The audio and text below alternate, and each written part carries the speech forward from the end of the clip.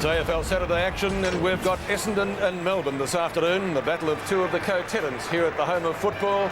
And a very good afternoon, everyone, from the MCG.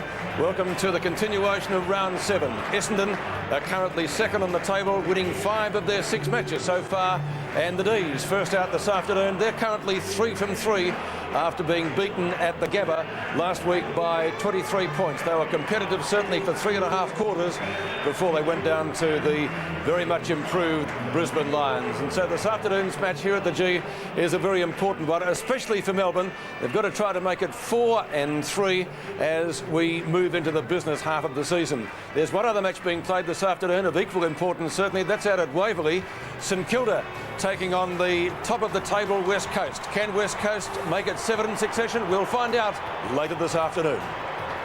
The 1999 AFL Coca-Cola Premiership season, proudly brought to you by Telstra, making life easier. The McDonald's Footy Burger, the double quarter pounder with cheese. Foster's Light Ice for extreme refreshment. And the new Mitsubishi Magna 3.5, the next generation. And the Bombers make their appearance onto the G this afternoon before what is building up to be a pretty good crowd. Ideal weather conditions in Melbourne. It's a little bit cooler than we had last night. Terry Wheeler, former coach of the year, joins us. And Terry, this could really be a shootout this afternoon. There's no doubt about that. I think both defences are even. They're not special, so it is going to be the forward lines that really go for the goals here this afternoon, Pete. And I just have the feeling, though, that the Bombers have got a little bit more up their sleeve. They have some very good players.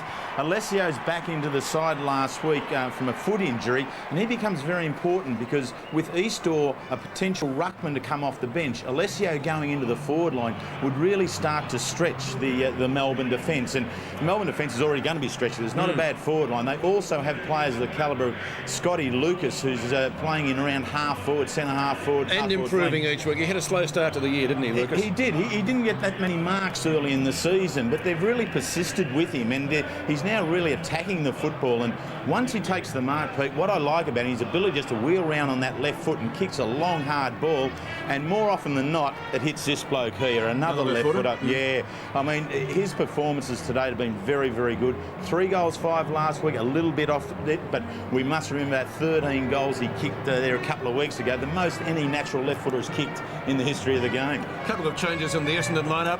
Curie coming into the side with Hardwick, best and fairest with it last year. Darren is out with a hamstring injury, and Fletcher, a late withdrawal. He will certainly be missed in defence. He will, and that gives Melbourne a little bit of a chance, but gee, some quality players come in. I really like Hardwick back in the side, Pete.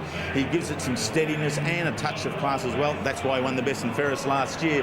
And I think he could well get Jeff Farmer, who at ground level is the most dangerous forward that Melbourne do have.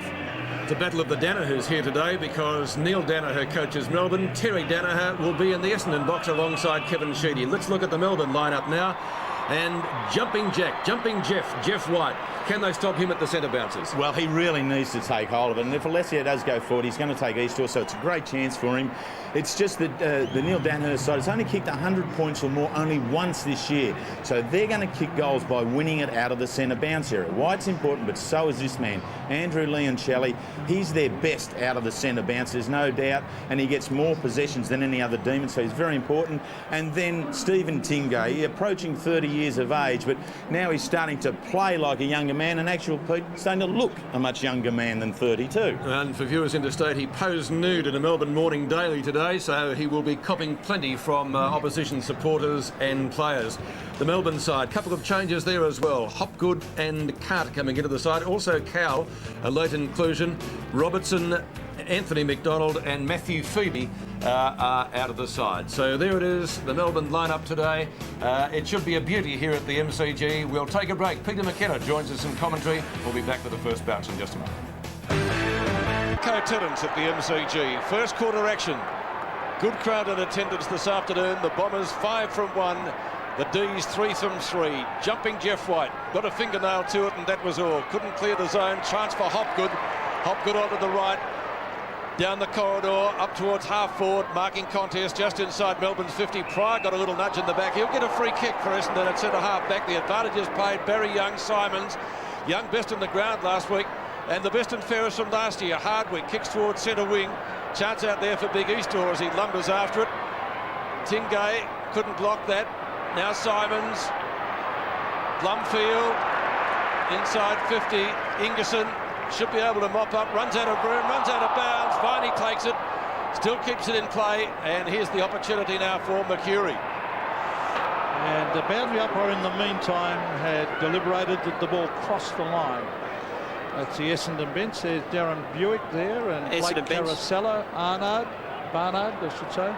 Peter Berbakoff and Blake Carosella. Peter. Thank you, Couchy.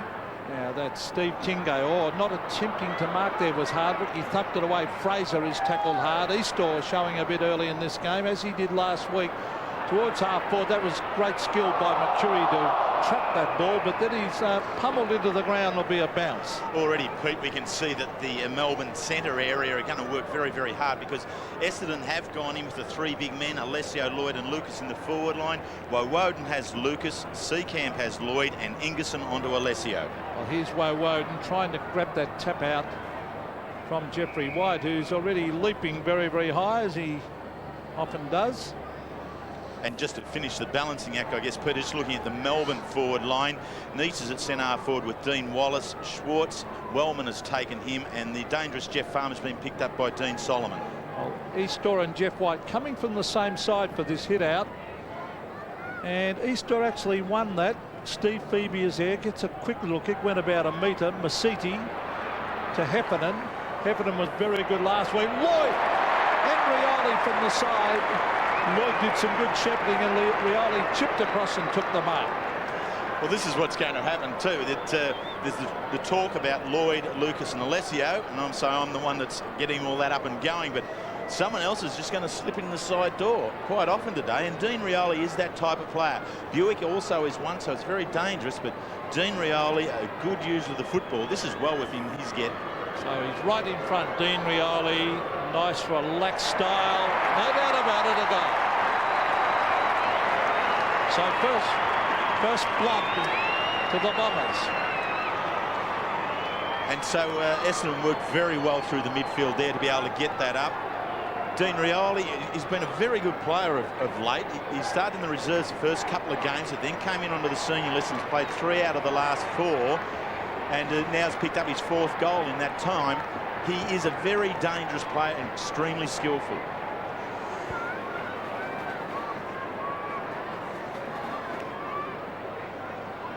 Four career goals in 4 games for Dean Rioli.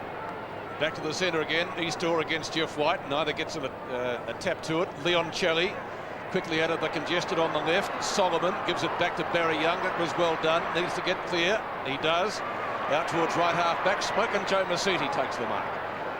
Close to the boundary line. Keeps the ball in that area. The 2 number 27s, Ingerson and Alessio, go at it. And they do take it out of bounds on centre wing in front of the Great Southern Stand. Just the Melbourne interchange, Darren Kowal, Nick Carter, Alison Nicholson and Ben Beams. Thank you, Couchy. Now boundary rider, Paul Couch, 89 Brownlow medalist. Masiti's kick was smothered. Chance for Tingay. As I said, posed nude in the Herald Sun this morning. He'll be copping a bit of flack. Stephen Phoebe wobbles it up towards half forward. Longmuir. Schwarz tried to barge his way through, not successful. McDonald, quick hand pass. Chance for the D's first goal, and that is there. That was kicked by Ward. Daniel Ward getting the D's first and a quick reply.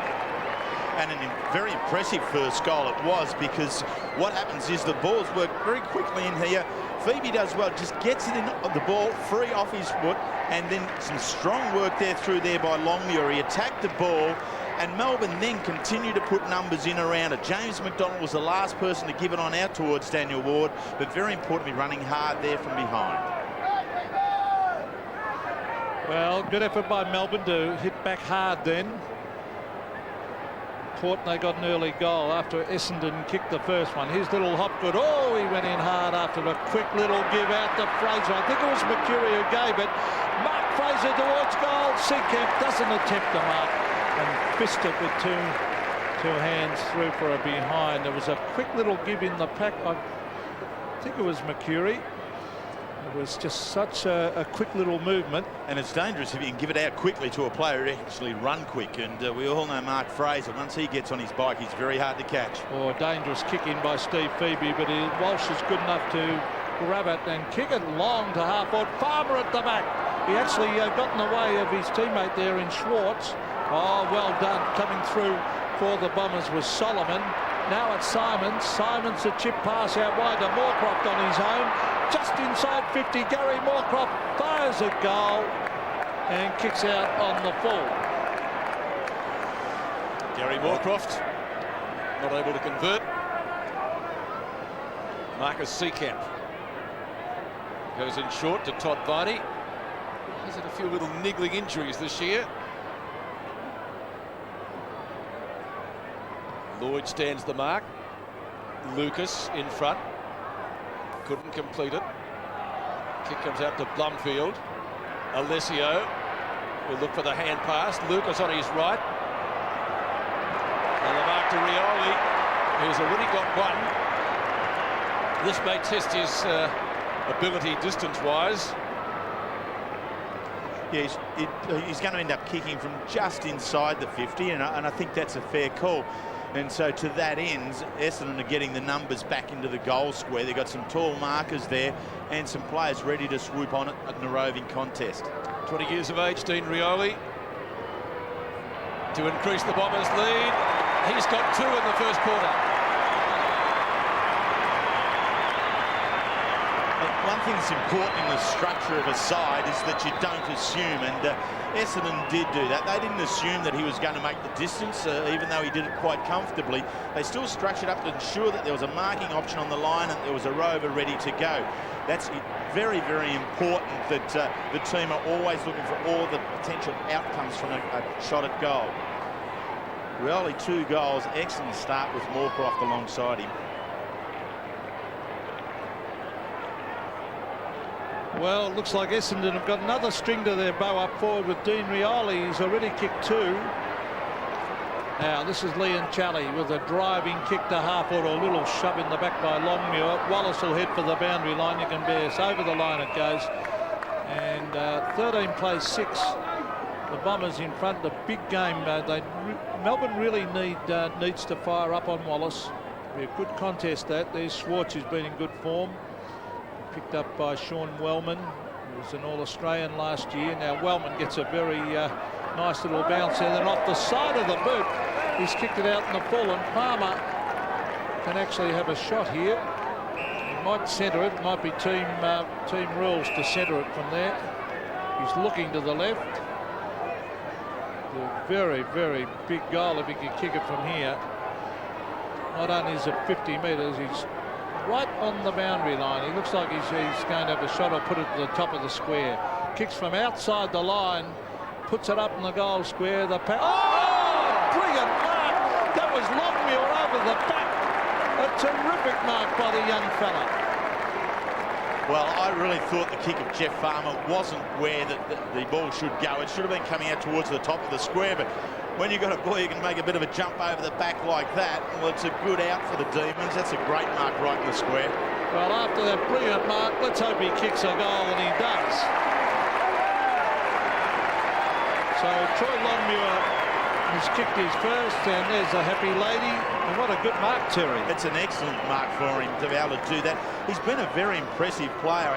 I saw him early in the season. He actually kicked 5 straight behinds in that game, and this, in fact, is his first goal for the year. But when you get a mark like that, and his ability to be able, he's been already nominated as the Norwich Rising Star nominee a couple of weeks ago. A very creative player into the Melbourne lineup. 2 of the unsung heroes for the D's getting their goals, Daniel Ward and Troy Longmuir. 1 point the margin in favour of the Bombers. Fraser, the little give. It's Essendon getting it out of the centre again. Rioli's already got 2 goals. Goes backwards to Pryor. Down the centre to half forward. Woden. Ward missed it. Off the ground, Lloyd. With good pace, can he pick it up? Might have been a shot to go off the ground. It won't matter, it's another goal. Moorcroft. Again, Essendon with the quick reply that came in a matter of seconds. 3-1 to 2 goals. Well, the real mistake here is from Shane Woden. He pushes the ball back into the danger zone, and Ward, unable to handle the bouncing ball, really made a meal of it. And Woden had left him, comes back again, but it was all to no avail because the Essendon forwards had really swooped upon it. Moorcross forced goal, but he's already kicked 1-1. He and Raulio dangerous. The Bombers by 7 points as we see a close-up of Jeff White. Now Simon Eastor facing each other from about 5 metres on either side of that centre circle. Oh, lovely bounce. Now who's got the lead? White, boy, tapped it out beautifully, but it's Fraser who latched onto it. Hardwick was there. Now taken away by Andrew Leon-Chally. Barry Young in front against Longmuir. Here's the dangerous Farmer. He's up and running. He dodges. Oh, dummies a hand pass. Oh, great play, Jeffrey Farmer. Oh, Terry, was that exciting stuff? It's been a real tough time for Jeff Farmer the last few weeks, but that is the fill-up that he personally needs, and the crowd here. We can just see the Melbourne supporters all rising as one here. It's very, very clever stuff, and when you're coaching, you've got to be able to give a rein to certain players. Jeff Farmer has that rein from Neil Danaher, and the feinted handball out towards Schwarz caught Wellman well off balance, well off guard, and the kick's a good one because he's really travelling quick. Here it is. The eyes do all the work, straightens up. Rams at home. Not caught Wellman, bowled Farmer. What a great goal. So we thought it might be a shootout. That could have been too high on Leon-Chally. It will be. He'll take the free kick next to the circle. 6 goals kicked so far, and we're not at the halfway mark of the first quarter. Neitz. The D's could hit the front. Terry, I don't know whether you noticed it, you probably did, the way he deliberately angled that ball to the left to kick to the space. It was terrific. It's very good. I mean, Melbourne were out there prior to the game in their warm-up. They were practicing the centre bounce structure and they were bursting them out of there. Neitz was doing the lead. This is an important man. 6 straight the other week. Let's hope he's on target. Close. No umpire hasn't moved. It's a goal. He's 183rd. Well, this is Melbourne's strength here, is their ability to be able to clear the ball from the centre bounce area. There's White, Leon-Chally, and watch here. Well, they're in at it all the time. Melbourne have actually taken 5 centre bounce clearances to Essendon 2. Leon-Chally himself has taken 3. And just look at the way he just leans the ball out there towards Neitz. An excellent kick from David Neitz. Well, this is good stuff here at the MCG. This is goal for goal, 2 evenly matched sides. Mercury, a brilliant player. Woden orders at Tingay. Tingay missed it. Taken by Alessio. He kicks in towards half forward. Lloyd and Seacamp was in the back, holding the man. In the back, holding the man, the umpire said. A free kick to Matthew Lloyd. And he will kick from 30 metres. Well, you really don't know what Marcus Seacamp's doing here now. He can clearly see that the ball is out in front of the contest. There was no need to take the jump. His side had just got the first consecutive goals of the game through Farmer and Neitz, and they were getting a little bit of an ascendancy. To give Matthew Lloyd a free kick some 45 metres out from goal on his favoured left foot side, it's a bit of a sin at this stage of the game. Yes, he really should have waited till Lloyd had grabbed the ball, Terry. So Lloyd will kick from almost directly. Oh, there was a wobbly one off the boot. He keeps it low and kicks the goal. So Matthew Lloyd, this young superstar forward, has kicked his first, and the Bombers now lead by a point. Well, it's been an action-packed quarter so far, and it's not the halfway mark yet. Well, we've had 6 lead changes, Pete. Let's just go for woe here. Everybody's in at it. And it's open and clean football just at the moment. I think there'll become a stage later on in the second quarter where it starts to tighten up and get a little bit tougher, but poor play there from Marcus. Alessio back into the confrontation with Jeff White. Clean possession. Couldn't get it away. Does to Mercury eventually. Up to half forward. Blomfield had to take it away. Kick off the ground by Uze. Seacamp get into front position this time. Now he gets a push in the back. So will it go the other way? Not as blatant perhaps. But Seacamp certainly asking the question, and fair enough. and he's stiff, because what happens is the umpires rotate after each goal, so he's got a different umpire down there adjudicating this one. It's umpire John Harvey, so if he was owed one earlier by, say, Vince Cercia, he's not going to get it when the umpire changes. Rioli to Moorcroft. Can he get another one? He just can't pick it up like a piece of soap in the bar. That's holding the ball. Yes, it is. You cannot grab that ball under. He hatched it. I think we all agree on that. Yes, we do, unfortunately, and not a good start here for Marcus Seacamp. There's 2 free kicks. He gave the last one away to Matthew Lloyd, who goaled. Now Gary Moorcroft, and well, he should know that, Marcus Seacamp. Oh, he should. And the worst part is Melbourne haven't got any other defenders. So if Marcus's form falls in, if his confidence goes, they're really in trouble. Moorcroft for his second.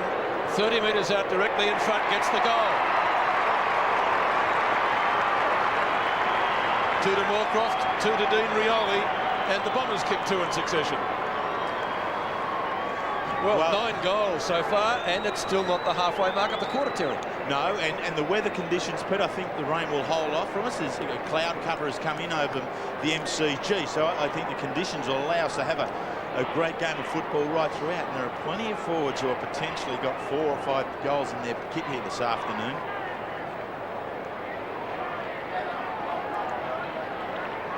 And you must compliment the umpire there. A courageous decision in front of goal. And well, it's good when it's the correct umpire. It's a correct rule, so he deliberated properly, even though it's in front of goal. White tapped it wide. Oh, Leoncelli was caught a little bit high. James McDonald, the long bomb, in towards full forward. They need a mark. Neitz is at the back. That was high, I think, on Longmuir. Play on, no, it'll come back, or did Farmer kick the goal? Now, if he's kicked the goal, it'll be paid. If not, it'll come back for another kick. And goal. He's kicked the goal, Jeffrey Farmer. So again, good umpiring. Very good, and good skills by Farmer. He's starting to show a little bit of a return to form here. He kicked 6 goals in round 1, but since then it's been 1, 1, 2, 0 and 2. And here he's just so sharp and quick. Longmuir does well, just keeps the ball alive, and everyone else stops it. The game goes on. Farmer takes advantage and ran through his second home for this first quarter. Crowd's already got its money's worth, and still 45 seconds away from the halfway stage of this first term. Bit of congestion at the bounce. Jeff White looking for a free kick, but there is none. Leoncelli gives it back to the umpire, and we'll do it all again. Pete, we spoke about White's important at centre bounces in the hit-out stakes. He has taken 6 himself. Essendon have yet to get a clear hand on the ball. Interestingly, when there are no centre circle lines to sort of rule the contest, they come shoulder to shoulder with big Jeff White, don't they? Well, they need to try and negate that incredible spring he's got. There it is again on display. McDonald taken down from Hardwick's kick. It's a ball up from umpire Harvey, just off the edge of the centre square. 31 plays 30. What a game. Pete McKenna has often spoken about Jeff White's early tendency of putting a hand on an opposition player's back as he jumped, but he's got incredible natural spring, and I think that little assistance is going out of his game. He's now working pure athleticism. That's why they try to wrestle him. Alessio gets the front position. Essendon lost it. Oh. Still trying to pick it up. Masudi. Fraser eventually onto Mercury. Mercury onto the right. Goes back inboard. Simons takes the mark in front of Tingay. He wants to get it moving quickly. Simons now towards half forward and Pryor. Oh, lovely hand pass. Rioli up and under kick though. Will land round about the forward pocket. Phoebe in front. Seacamp from behind. Woden can't get clear. Nailed by Rioli. And it's going to be a ball up about 25 metres from goal, close to the boundary line. McDonald off the ground, replaced by Beams, and he certainly looks the worse for wear. Paul Couch might be able to give us something shortly on him. I would say he's copped a hard knock somewhere. Might be able to come back. Let's hope so for Melbourne's sake. Past Uze. Might get a second chance. He does. Shepherd by Phoebe. Rioli takes him out, and it will be thrown in about 5 metres further around from the behind post. Great game of footy so far. Just under 9 minutes remaining in the first term. Easter at the back of Jeff White. Chance for Walsh. Close to the boundary line. Long left footer. Mercedes the only one there. Takes the mark. beam stands the mark. That's just about a play encore. Now he gets it. Gee, there was a bit of interference. They came from everywhere there. Viney, the skipper, tries to tidy up. A couple of bounces. Tingay says keep going. He does. Kicks to a contest on centre wing. Farmer taken out of the contest. That would be against Solomon. Free kick to the Demons champ, who's already kicked 2 goals. Yes, good play by Farmer. Used his body beautifully, then was grabbed. Now on centre wing, Jeffrey Farmer. Now he's going to. It's a forwards game, I tell you, blokes. You don't think it was a No, free? he was holding Solomon just as much. Bit of both, yeah. So they Oh, he actually was doing a little bit. I Yeah. agree with you, Terry, as we see David Schwarz hooking it back to Regani, to Todd Viney. He'll set it up for his high marking forwards. The lead is on. Hardwick with courage ran back into that hole in front of Neitz and took a good mark. Here's Wellman. Now Wellman can chip it further afield. They've got the loose man going here. This is Heffernan. Heffernan wanting to play on. He runs onto the right foot. Oh, he's gone too far. He didn't bounce, and the umpire pinged him. He definitely ran too far.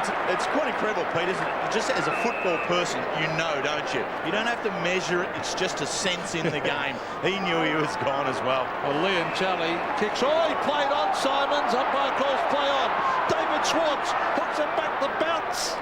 Very, very wide, that kick, as Michael Simons went to play on, not knowing that Schwarz was there. Well, yeah, there it is. There was no talk whatsoever, and all of a sudden the big ox just swallows him up. He contests with Wellman. Wallace tries to barge his way through. It's like rugby league style. Didn't get there. Mercury with pace, looks for the hand pass. Essendon are going to get out of this okay.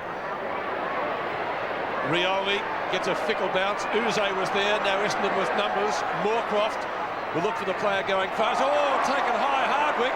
Nothing for that. Gee. And umpire Harvey coming in to remonstrate with Walsh. The 2 redheads. He's got the free kick. That was against Daniel Ward, who kicked the first goal for Melbourne. Marking contest at half forward. It's going to be an Essendon ball. She's a good player, Mercury, isn't he? On to Wallace, arguably having his best season with the Bombers. With the big job today with Fletcher out. Barnard on for his first run. Masiti, Wallace, now Wellman.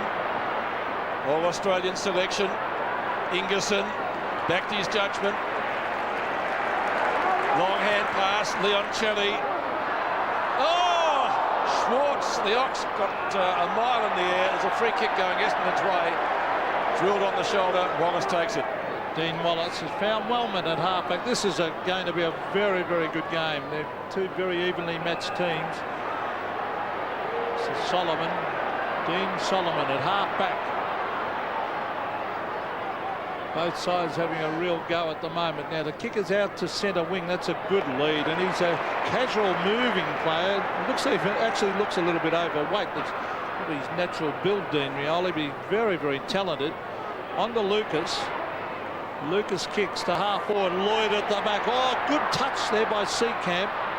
Steve Phoebe off and running. That was going to be a mark to Lloyd if Seacamp didn't get a hand, that's for sure. Ingerson. The centre wing, is that a mark to Lucas? Yes. Umpires paid it. And Lucas will take this kick from centre wing. Still just 1 point the difference. 5 minutes remaining in the first quarter. Oh, got a touch from Melbourne and then hit the ground. Mercury, who's been very busy. 5 kicks and 2 handballs so far. Too far out to score. This guy isn't. Leading goal kicker in the AFL, Matthew Lloyd, takes the grab and well within kicking distance. And one thing about Matthew Lloyd, he really does time his leading well.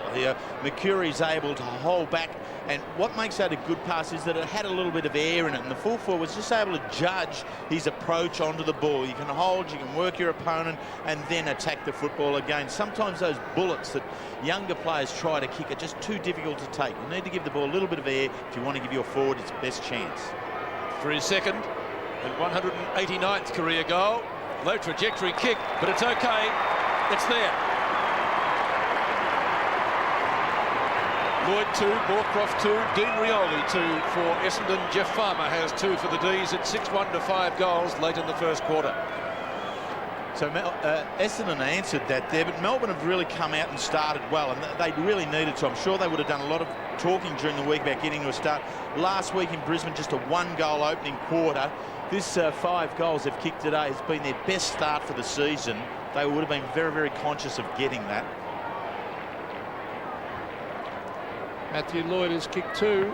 The Bombers lead by 7 points. Eastor tries to grab it out. He does, in fact. Gives it out to Mercedes. And on to Fraser. Down to half-forward. Nice mark by Woden. Walsh did some good shepherding on Moorcroft then. Woden wide. And he's found Paul Hopgood. Welcome return into the side to Paul Hopgood. A real little goer. Good kick. Finds Jeffrey White. White's trying to keep it low to Schwarz. He's got support at the back. Oh, that was Beams. He was tackled when the ball was just forced loose. And will be bounced just inside the 50-metre line. There's Michael Pryor. And the tackle was good on Beams, Ben Beams. So at half-forward, oh, well done by Schwarz. Good. He held it a long, long time. Umpire very lenient. Taken away by Todd Viney. Oh, he's hit hard. Quick hand pass comes out. Now it's Heffernan. Around the boundary line with the banana kick, and Lloyd gets bumped over the line by Seacamp to the roars of the crowd. It's in front of the Melbourne members. Seacamp, a little bit of a warning from the central umpire. Pete, just having a quick look as we look at this, a little bit extra there. Marcus Seacamp getting frustrated, but just looking at the styles of play, Melbourne have only had 40 disposals. They're being very direct into a forward line like this. Liancelli to Farmer.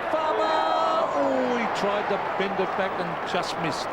So they've been very direct, Melbourne. And with Neitz and Schwarz, why wouldn't you be? Because they're big, strong marking men, Farmer at the foot of it. Whereas Essendon, they've nearly had, well, just short of twice as many disposals than the Melbourne side. They're tending just to work the ball, particularly from half-back. A little short game here and there, as this is here, until they get right to half-forward before they go longer and look for Lloyd. Prior to Mercedes, he'll go to Solomon, who was an option for the first kick. He takes it at half-back in front of Schwarz. 37 plays 31, under 3 minutes remaining in the first term. Now Solomon from Hardwick. Up to half-forward, bouncing ball, didn't favour Lloyd. Uze measures it well. Liancelli on the Coca-Cola emblem on centre wing. Liancelli puts it well inside 50 up towards half-forward. Wallace and Pryor. Might be a free kick. Little push. Didn't see too much in that, but the umpire did. And Dean Wallace can't believe it. Oh, stiff. Very stiff. You see that 100 times a day. Well, Brian, our security man, said it was a definite push in the back, but he does barrack for Melbourne. So give me that one. Neitz has got the goal.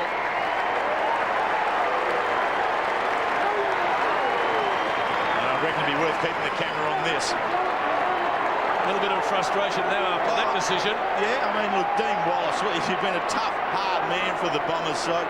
He hasn't played 100 games yet. He's in his 13th year. So, I mean, that says something about what quality he's got. Someone in the Essendon defence has to stand up against these couple of big ones in the Melbourne forward line. Schwarz and Neitz, they are the two men who are going to beat Essendon here this afternoon. Now, that's a pretty soft one, and I think Dean Wallace has every right to be upset.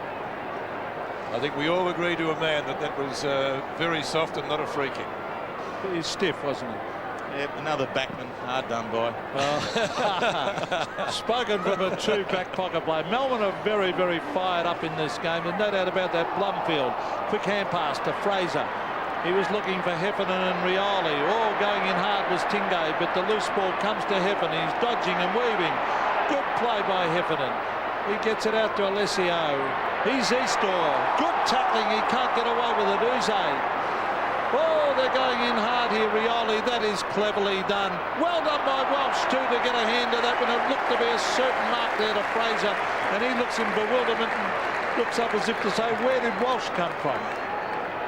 Just enough, isn't there? And as a defender, you've just got to keep going that last metre. To throw your hand in there, do something just to upset the football's approach. Oh, gee, Moorcroft went in with gay abandon there. Rigoni, likewise. It's just starting to toughen up a little bit now, isn't it? You know, we're at the 30-minute mark of the first quarter. It's been nice and open. It's been free-moving, a lot of goals scored. But now it's just starting to close up and get harder. Ingerson taps it down. Tingay kicks to centre wing. Well, that might have been a little bit too high on beams. The umpire electing to let it go. Rioli kicks well inside 50. Ingerson not his own. Hugs the boundary line with the kick. Rioli will take it over. It was touched, I think, yes, so it will be a throw in. Close to quarter time. Scores dead level here at the G. What a quarter of football. Jeff White and Eastor to contest the throw-in between wing and right half forward for Essendon. White in front. Not a clean possession. Is there time before the siren for Fraser? Gets on his bike, brushes one tackle from 45 metres. Fraser goes at goal but misses to the right-hand side. And that will give the Bombers the lead by the narrowest of margins. It's 2 chances for Mark Fraser, 2 behinds, and both of them have looked very, very promising in that he's been charging on inside that forward 50 for Essendon. He's a very aggressive winger and he's quite prepared to carry the ball well into the forward line and have a shot at goal. Oh, this is Paul Hopgood. Oh, he's kicked to a contest. McCurry's there. Wasn't a good kick. McCurry will go and get his own ball here. Beautiful football by McCurry on the Blumfield. They need a mark here, the Bombers. Lloyd, oh, good mark. Seacamp in front of Lloyd. Lloyd had 2 to beat, but Seacamp kept his eyes on it in a very, very strong grab as the siren sound. And a terrific quarter of football. Very, very entertaining. Goal for goal stuff. And, well, it got a bit spirited towards the end, Terry. Yes, it did. I mean, a 12-goal opening quarter in any game of football, that indicates some good free-flowing football. The centre bounces, I think, have been very good in terms of Melbourne, but the defences of either end had to work extremely hard. Dean Wallace there, he's working hard. Marcus Seacamp at the other end of the ground had a tough first 10 minutes, a couple of free kicks against him, but there's his partner in crime, Anthony Ingerson. Those 2 plus Shane Woden have the big task of countering the Essendon forward line of Lloyd, Lucas and this man Stephen Alessio. I'd say they've done it pretty well when it's a 6-all first quarter, Pete. Yes, interestingly, 5 players have kicked 2 goals. Doesn't often happen in the first stanza. Farmer and Neitz for Melbourne. Lloyd, Moorcroft and Rioli for the Bombers. 1 point the difference at the MCG. Back in a moment. Start of the second term, 1 point the difference. 12 goals scored in the opening quarter. It really was a shootout. Ward under pressure from Fraser, up and under.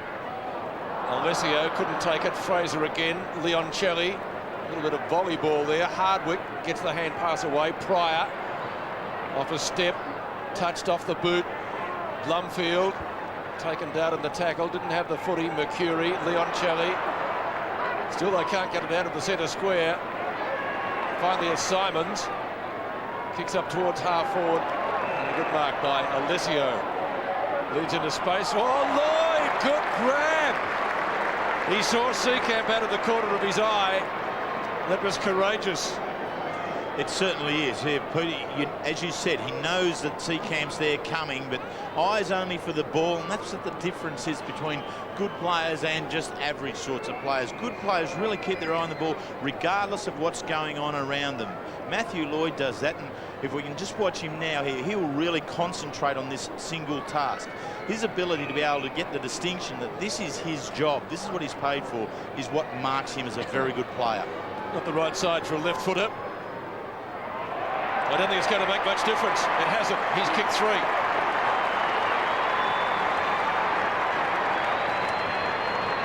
So Lloyd, the leading goal kicker in the match again. Essendon 7-2, Melbourne 6-1.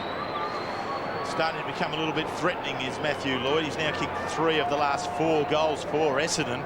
And Marcus Seacamp has been his opponent right up through that period, and probably now time for Neil Danaher to start to have a look at that.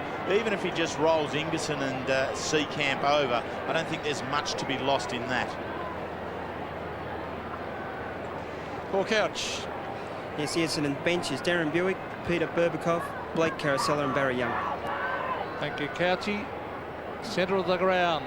Very, very important. Bloodfield is pummeled into the ground by Steve Phoebe. And Peter, sorry, mate. Stephen Newport, he's the runner for Melbourne, the ex-Melbourne player, and he's out there with Marcus Seacamp now, giving some instructions, but he's still staying with Lloyd. Essendon looking very dangerous at the centre. Oh, Leoncelli, a quick little kick. He's Hardwick. Lloyd way out from full forward. Strong work. Gee, they're going in hard both sides here. Well done by big Steve Alessio. He hooks it back to half forward. Woden read it beautifully. Played on.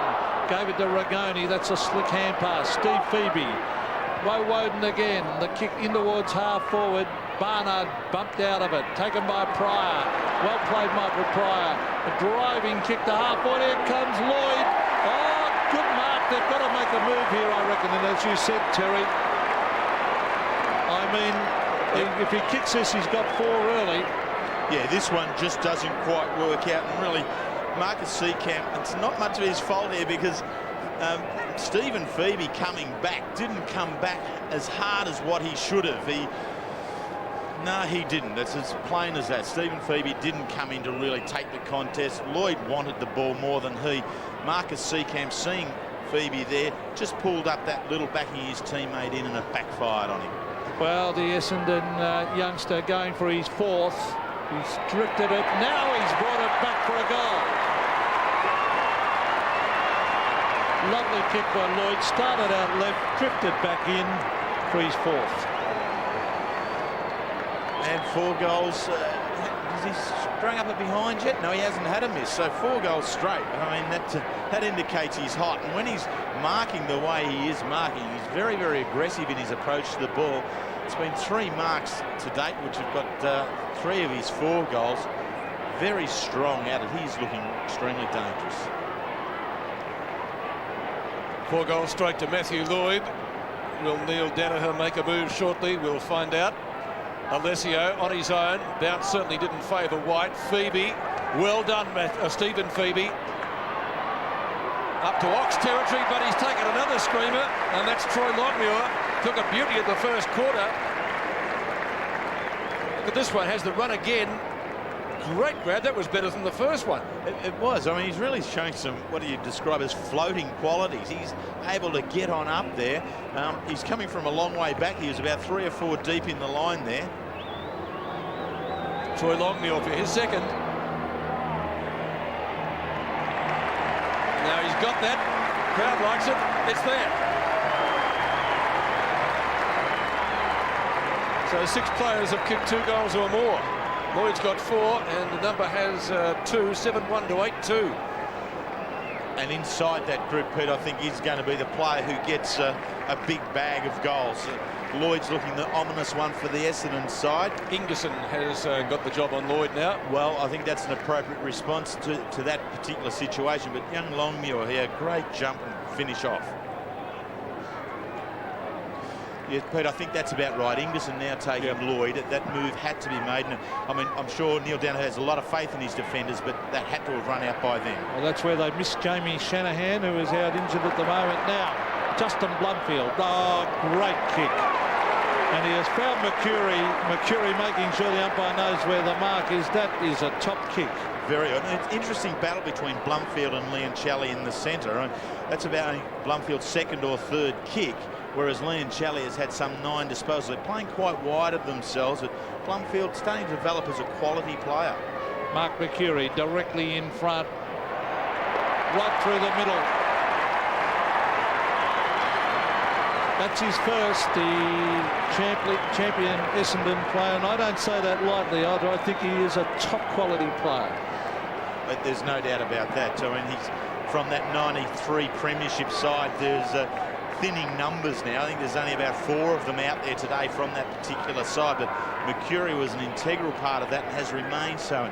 A very accurate kick for goal too. I mean, that's some 9 goals too he's kicked this year. So once he gets a chance, he more often than not nails them. Mark Mercury averaging nearly 23 disposals a game, kicking his first. Runner up in the side's best and fairest. A couple of seasons back, Alessio loses out to White. Rigoni kicks it to half forward, or half forward flank actually. Barnard, the brute, has got it. Was he off? Probably not.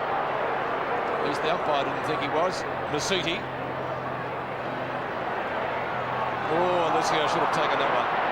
Opposition from White. Blumfield gives it back to Solomon.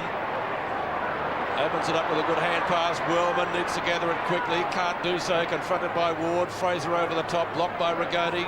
Some aerial ping-pong here. Tingay farms it out wide with a good hand pass. Beams has got it. Beams onto the left. Oh, that's an excellent kick down towards half forward, and the Ox on his own. There was no other player within 15 metres. Confronted by Alessio, down to Viney. Viney takes the mark. No one on his mark either. The skipper from 30 metres goes at goal. Bang! Puts it through.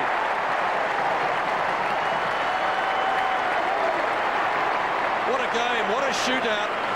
And still more than 15 minutes left before half-time. 17 goals kicked, 56 plays, 49. Well, there was the cries of go the D's there. This piece of play from back here in the defence, Tingay's handball, it's threatening, but Beams really has the skill to be able to take that. And on his natural left foot, Schwarz finding space. I don't know how a big man like that gets so free. And Viney also had run hard from the centre ground area. There were other options. There was Farmer in the goal square as well. There were plenty of options. Melbourne, that was a good piece of play. Their best for the day. Interchange bench for Melbourne. Ben Beams, Alison Nicholson, Nick Carter and Darren Kowal. Thank you, Couchy. James McDonald's on the ground. Here they come again, the Demons. Stephen Phoebe. Wallace. Oh, good mark, Neitz. A one grab, and Dean Wallace could do nothing about those strong hands then. No doubt about it. I mean, he is an extremely competent player, is David Neitz. His consistency, it's been up and down a little bit. I mean, as a result of some serious injuries over the last couple of years. There was a broken jaw 2 years ago. Last year missed a lot of football with an ankle injury. But now that he's fresh, he's had a good full pre-season. He's looking extremely strong. He's kicked 2 already in the first quarter. And as we said, a 6-goal straight game against Port Adelaide a couple of weeks back. Oh, there's the kick for his third, and he has missed, I think. Oh, that's disappointing for a full forward from 35 metres. It just puts scoreboard pressure on if you kick those, and Dean Wallace would be very relieved. 6 points the margin. He's normally pretty accurate, David Neitz. And 14 minutes left in the term. Pryor. Punch away by Jeff White. Hardwick confronted. Lucas. Seen too much of him so far. Chance for Leon Celli. Puts it up to 50. Free kick, whatever. Might be 50. Yes, it will. On your mark, fellas. Todd Viney will get another goal and make the score level. I think the umpire's right there, Terry. Oh, there's no doubt. And you would only... Well, they will have to have another look at that during the week. And for Damien Hardwick, you would hope they view it favourably for him. So there's no doubt about the free kick and the 50-metre. The contact was deliberately high. Viney gets his second for the quarter and scores a level again. What a game of football. I can't remember a shootout like this in recent years. 9-2 to 9-2, 18 goals kicked, still 13 minutes before half-time. And this man on the street, Andrew Leoncelli, how important he has been for Melbourne in terms, he has had 4 of their 8 centre bounce clearances. He laid 3 of their 6 tackles, and he's had 3 of their 7 hard ball gets. Leoncelli setting Viney up there was very, very good.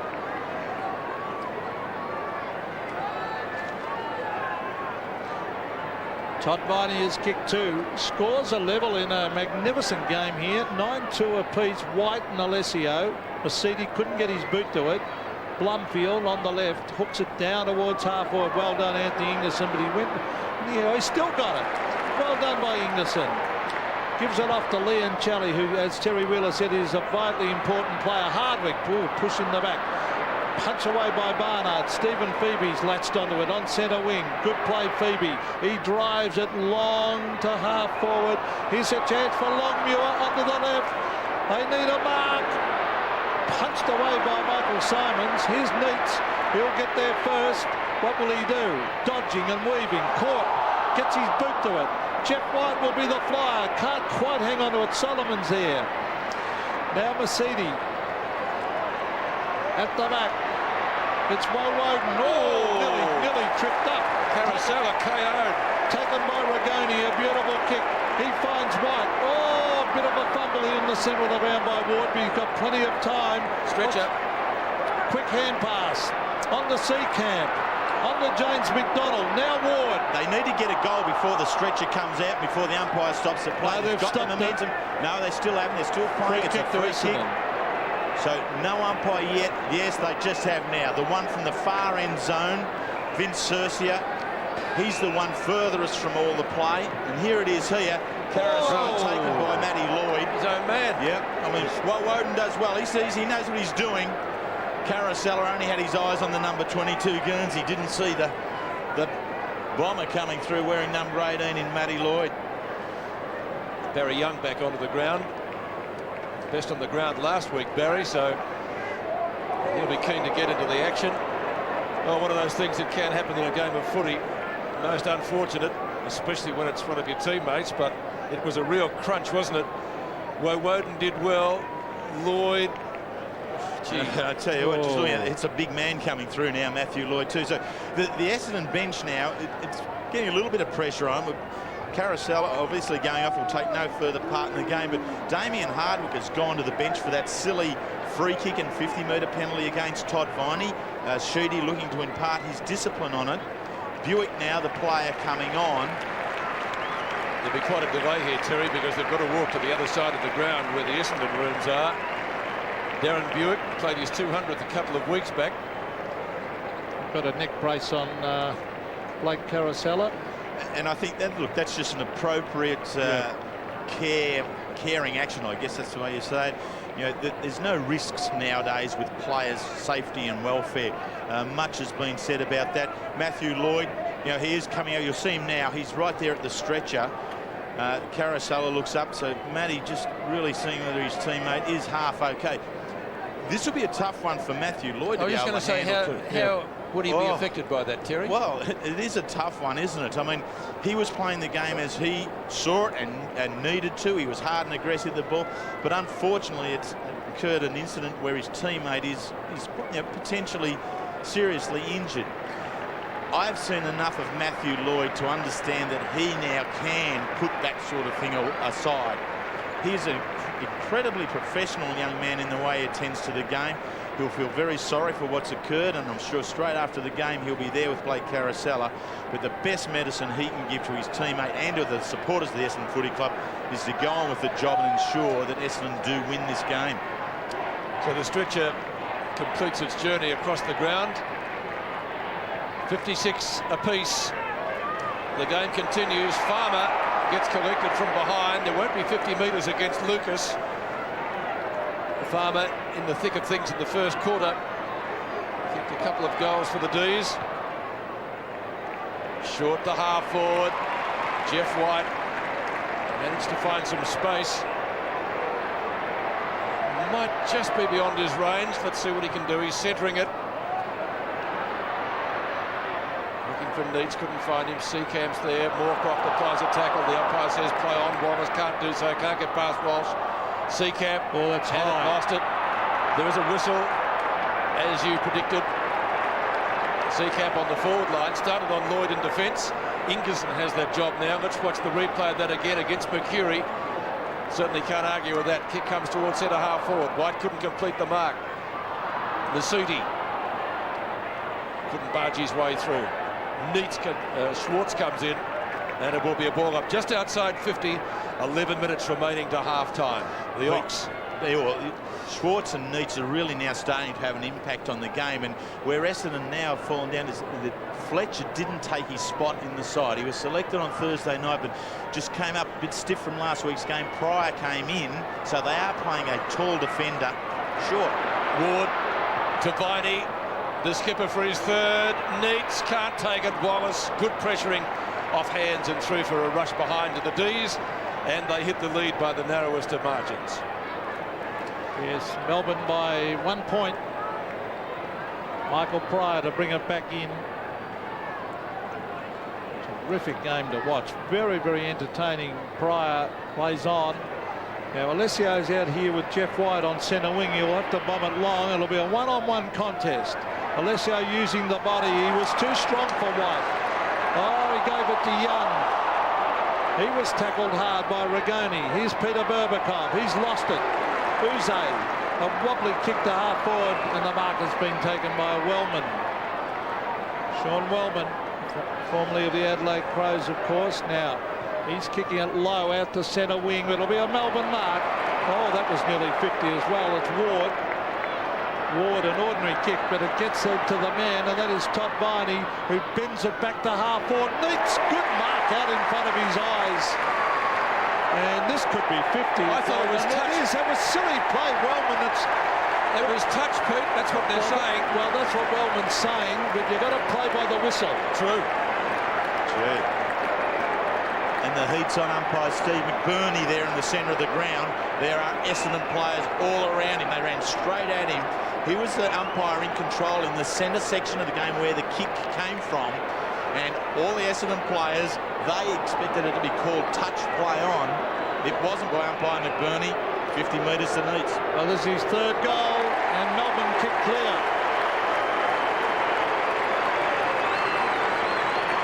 Well, that'll be interesting. I thought it was touch just watching the screen while you're doing the call, and I thought this will be a play-on situation, but it wasn't. Well, here it is. Let's have a look at it. Here's young Daniel Ward out wide, feeds it on out. Now, Viney has a little bit more room than perhaps what he thought there, with Young squeezing down, and that's where the touch is allegedly having occurred by the Essendon players. Very, very fine touch. But there were a lot of players that ran it up by McBurney. More controversy, another 50 metres and another goal resulting from such. Back to the centre, Melbourne in front now, and the D's enjoying a lead of 10-3 to 9-2, so a 7-point margin. And they're enjoying a run with the umpires too, Pete. The frees are about 11-4 at this stage. Uze from left centre wing, they swing into attack again, inside 50, punched to the front by Farmer. Wellman under pressure. Oh, the ball doesn't bounce too kindly for Solomon. McDonald gets it clear of him. Wellman again, confronted by the Ox, barges his way through, nearly caught, lost it. Barnard goes off the ground. That was pretty good, Paul Barnard, in a tight situation. And the umpire says throw it in. Tempers frayed again. Well, that'll be a free kick now to Essendon. And that's stupid play by Schwarz. And I think Neil Danner will say something. Pryor takes it. Moorcroft, the chance, if he can gather it, he can. At left half back, good shepherd by Wallace. Moorcroft clear, but only Justin forced to kick hurriedly. Berbatov, and that's taken out by Tingay, not Tingay on centre wing by Woden. All the same model, 56 to 63, throw in on centre wing. All the energy is with Melbourne at the moment. They've kicked the last 3 goals. They've kicked 4 of the last 5. They've really got some momentum up.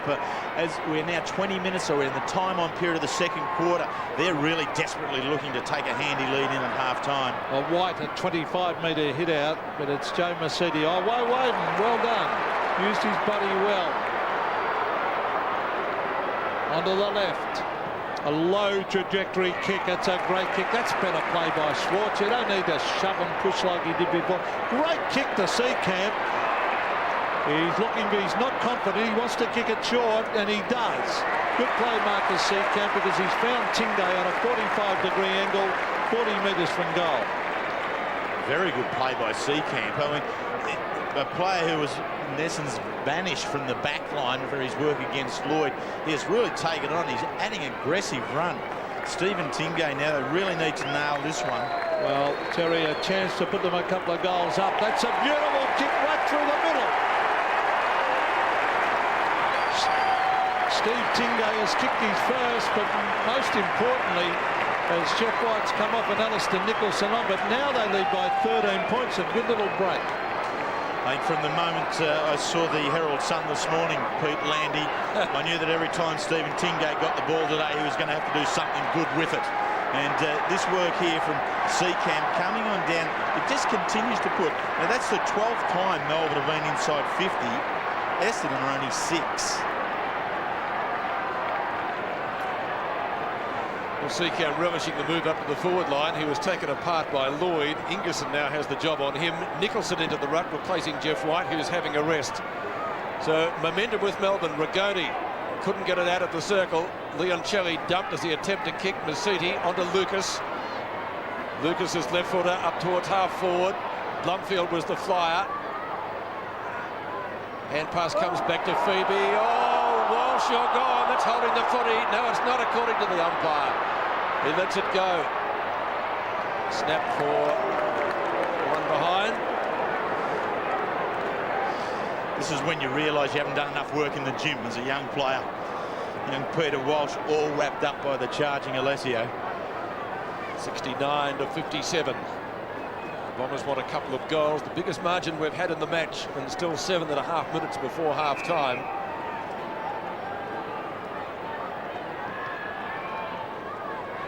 Kick comes to the members' side. Nearly a good mark to Uze. Dragged down when he didn't have the football. But it's a stalemate. It's going to be a ball up. He pleads his case to the umpire. He's unlucky not to get a free then. Eastor coming on for Essendon, and Lucas going off. Lucas has been very quiet. Uze takes it from left half back. Still the momentum with Melbourne. They all missed it. Wellman gets back there quickly. Now he runs into his teammate in Pryor. Pryor has to go out to Barry Young, who wasn't quite ready for it. The Ox takes him over the line, and the football is likewise. It will be thrown in front of the Melbourne players' race. Left half forward for the D's, making every post a winner. In the latter stages here of the second quarter, Schwarz taps to the front. McDonald with the opportunity. Up to a contest at full forward. Wallace from the back. Oh, Farmer steals it! Into an open goal. Thanks for coming. He kicks his third.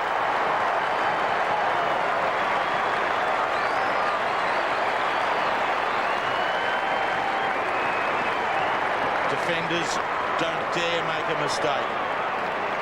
When Jeff Farmer is just skirting around the pack, when he's thereabouts, you need to be very, very sure. Wallace here turns, and he turns right into a collision for his own teammate from Dean Solomon. The loose ball just falls on out, and there he is, just lurking, waiting, sometimes even hiding. Jumps out of nowhere, that's Farmer. The Demons with a handy break, 18 points, 3 straight goals. Nicholson's gives off a hand pass, but Hopgood couldn't get away from the arms of Alessio then. The umpire will bounce it again. Melbourne, as Terry Wheeler said, the momentum is with them. They're playing very, very well. Eastor and Nicholson. Nicholson hooked it down. Thumped on about 25 metres. The bounce very, very important here. Oh, that might be in the back. Todd Viney. Umpire didn't pay it. Leoncelli. Back it comes to Hopgood. Now Rigoni. The Demons go forward again to their high markers. Neitz and Farmer. Farmer flew from the side. Couldn't quite hang on to it. The Bombers trying to get it out. Uze, he's got it. Hooks it back on the right. Oh, just misses 1 point only. But it's a handy point because they lead by 19 points. Yep, they've really got it going, haven't they? The last 5 goals of the game, and players like Todd Viney and Leoncelli have been just so integral to it. Neitz has jumped in with a goal. Farmer, we just saw. They're really the full range of Melbourne forward line is starting to look dangerous. Pryor to Solomon to Wellman. Can't control it on centre wing. Ingerson's got him. The ball's out of bounds, and it will be thrown in right next to the interchange gates. Jeff Farmer maybe landing awkwardly after that attempted specky, like the one he took against Richmond last year. Trainers come out to speak to him. I hope he's okay. Leoncelli, lovely blind turn. Oh. 2 blind turns. The hand pass went astray. Now it finds McDonald. That's okay. Copped a heavy one earlier. McDonald seems to be moving all right. Let's see how Farmer moves. Couldn't move to that one. Solomon solid at half-back. Let's keep our eyes on Farmer. Masiti, left centre wing. The Bombers need a couple. Buick, first touch after starting on the bench. Ward stands the mark.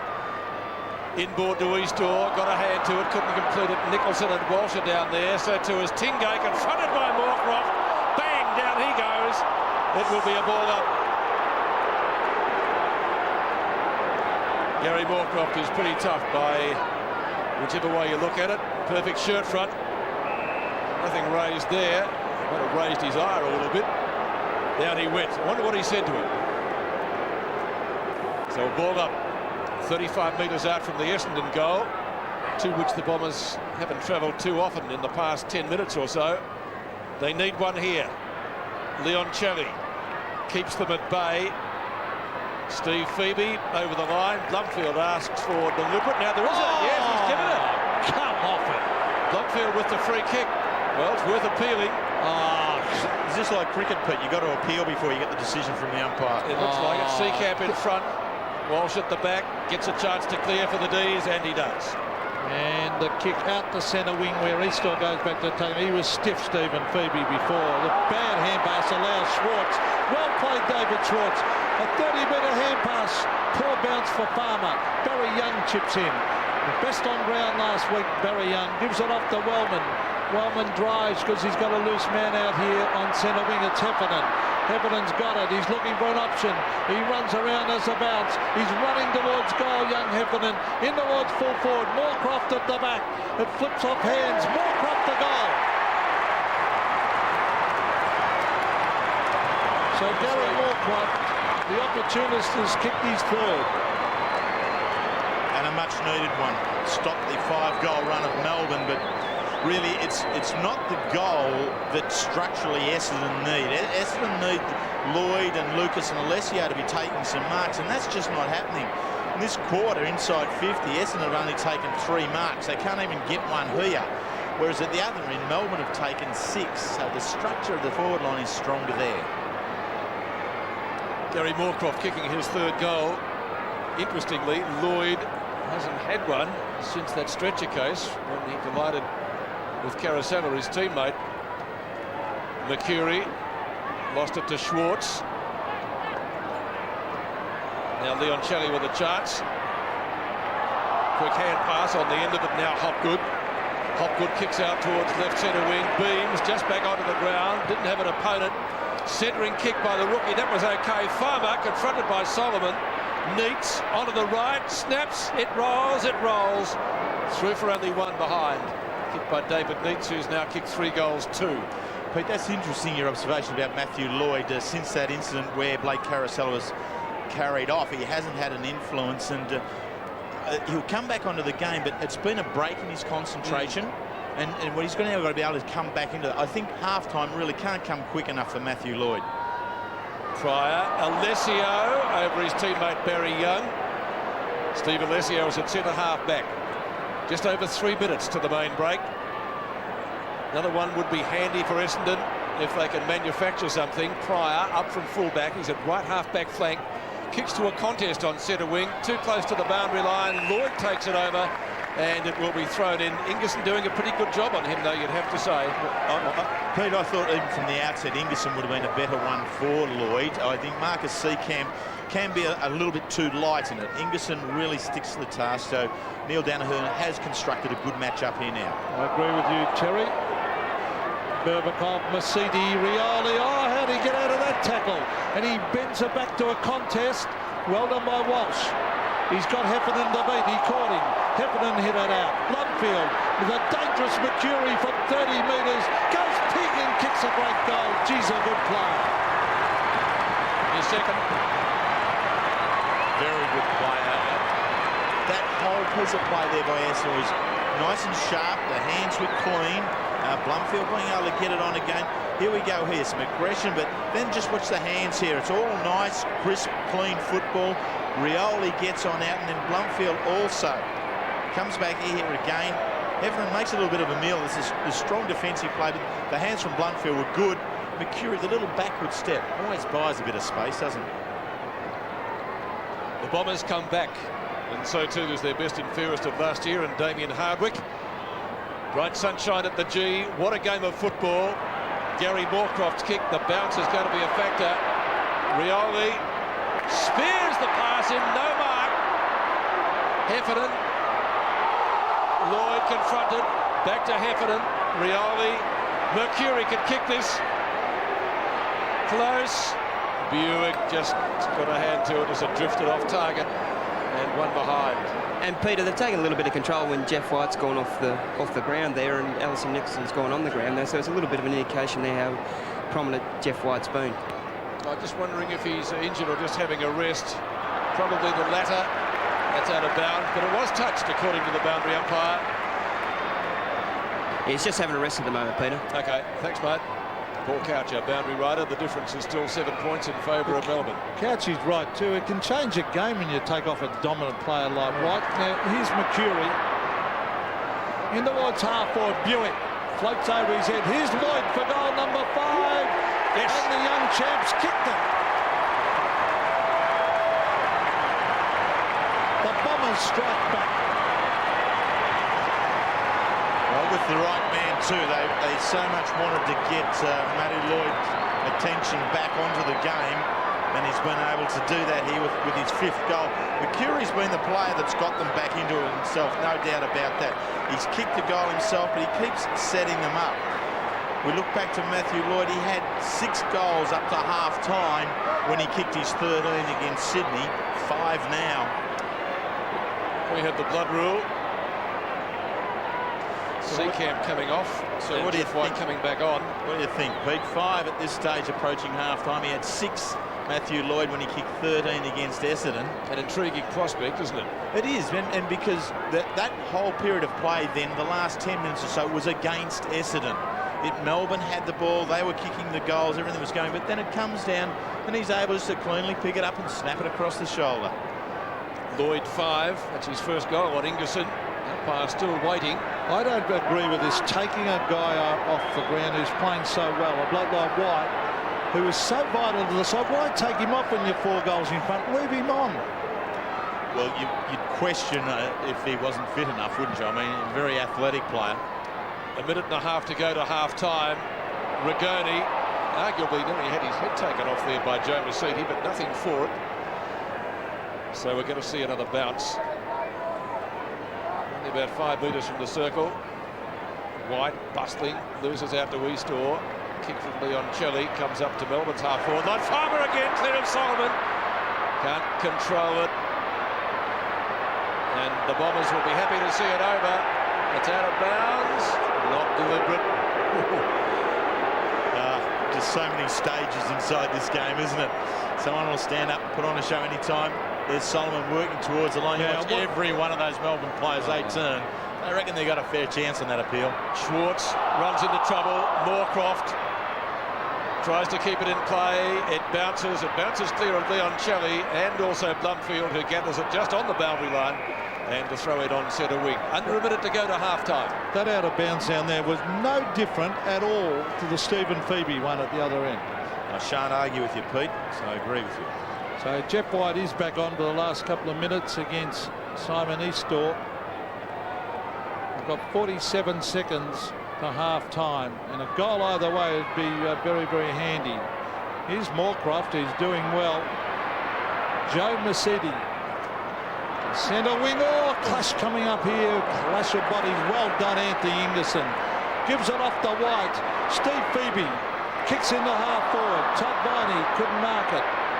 Oh, Barry Young hooked that under. That could be. Oh! I reckon that's holding the ball again.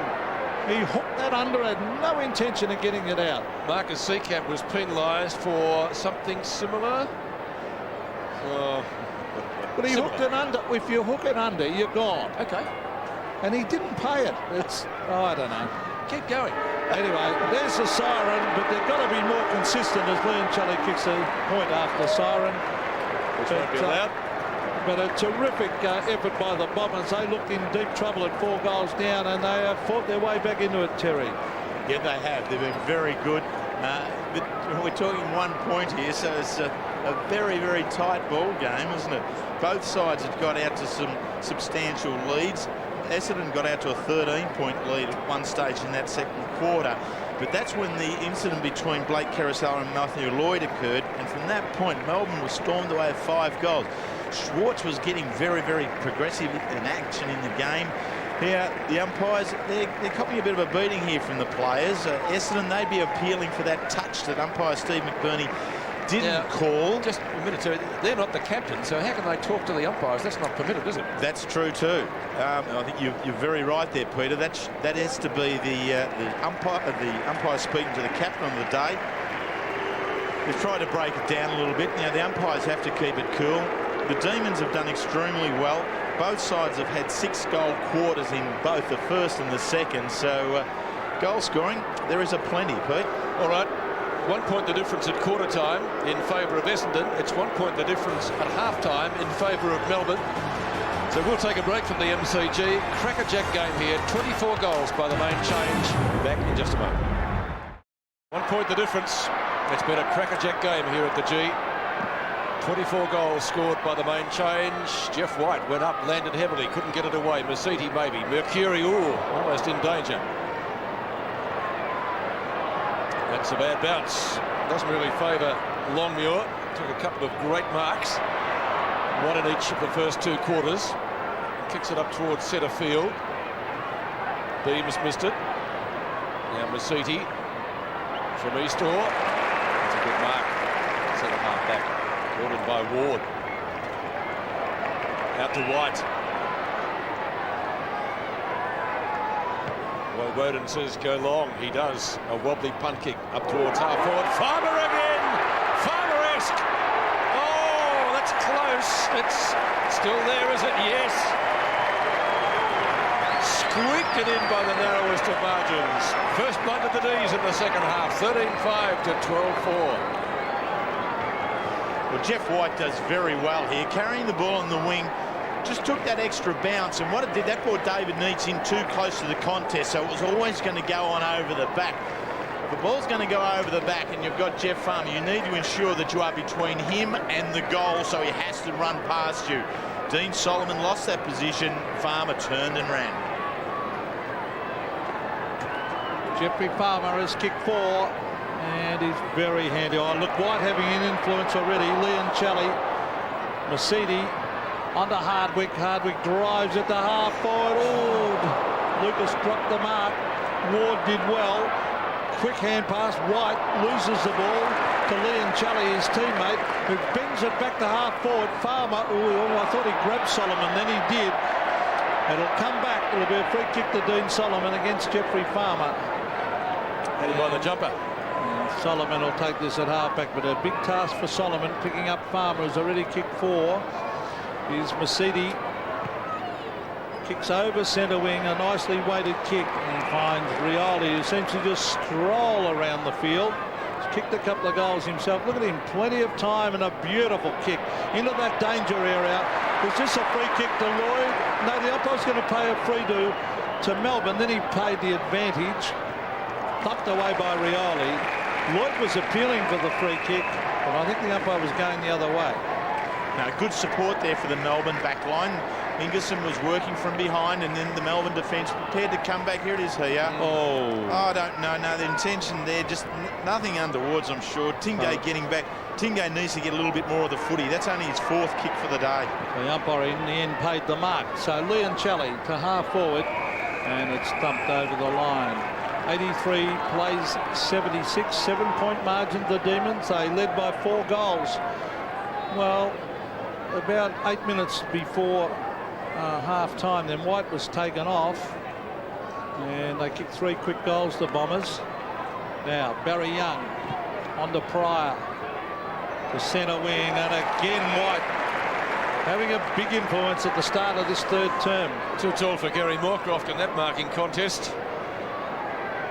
We saw White on the bench in the latter stages of the 2nd quarter, but he's obviously quite okay. Neil Danaher just giving him a rest. It was then that Essendon came back. Farmer, clever tap on, doesn't find a teammate. Wellman's there. The ball taken over the boundary line by McDonald. Farmer helps him to his feet. 83 to 76. 7 points the margin in favour of the D's. The Ox looks for the front position. Wellman out the back. Beams onto the left, centering kick. Longmuir, good mark. No, not a mark according to the umpire. Tingay taken high, will get a free kick after Heffernan went off the ground. Steve Tingay still in the centre square. Wellman back into the hole. Doesn't take the mark. Wallace a juggle. Neitz is there. That's out of bounds. So the Essendon defence under pressure. A couple of opportunities there to clear. And the throw in right next to the behind post. And not really cleanly taking hold of the ball either, Wellman or Wallace on that occasion. Wallace, I think, was just foxing to get closer to the boundary line, but Wellman should have been cleaner with his take. Schwarz missed it. Hardwick has got it and then lost it. Leoncelli bends over it. Young pushes him off it. It's going to be a ball up. About 15 metres out from goal. Early in the third quarter. 1 point the margin at each of the first two changes. Both sides enjoying the lead. Melbourne clearing out midway through the second quarter. Essendon picked them back. Wellman in front. Wallace missed it again. Hopgood a chance. Wallace looks for the hand pass. Pryor gets it back. Barnard and Uze. Might be a free kick. No, umpire lets it go. Beams onto the left. Mercedes in the road. Leoncelli. Mercury punches to the front. Barnard farms it out wide. And Hardwick clears. Damien Hardwick to centre wing. Oh, he could have marked it. Tingay. Rioli. Eastall. Danger for Melbourne as he kicks it in towards half forward over the back. Heffernan. He'll grab it. He's caught. Still caught.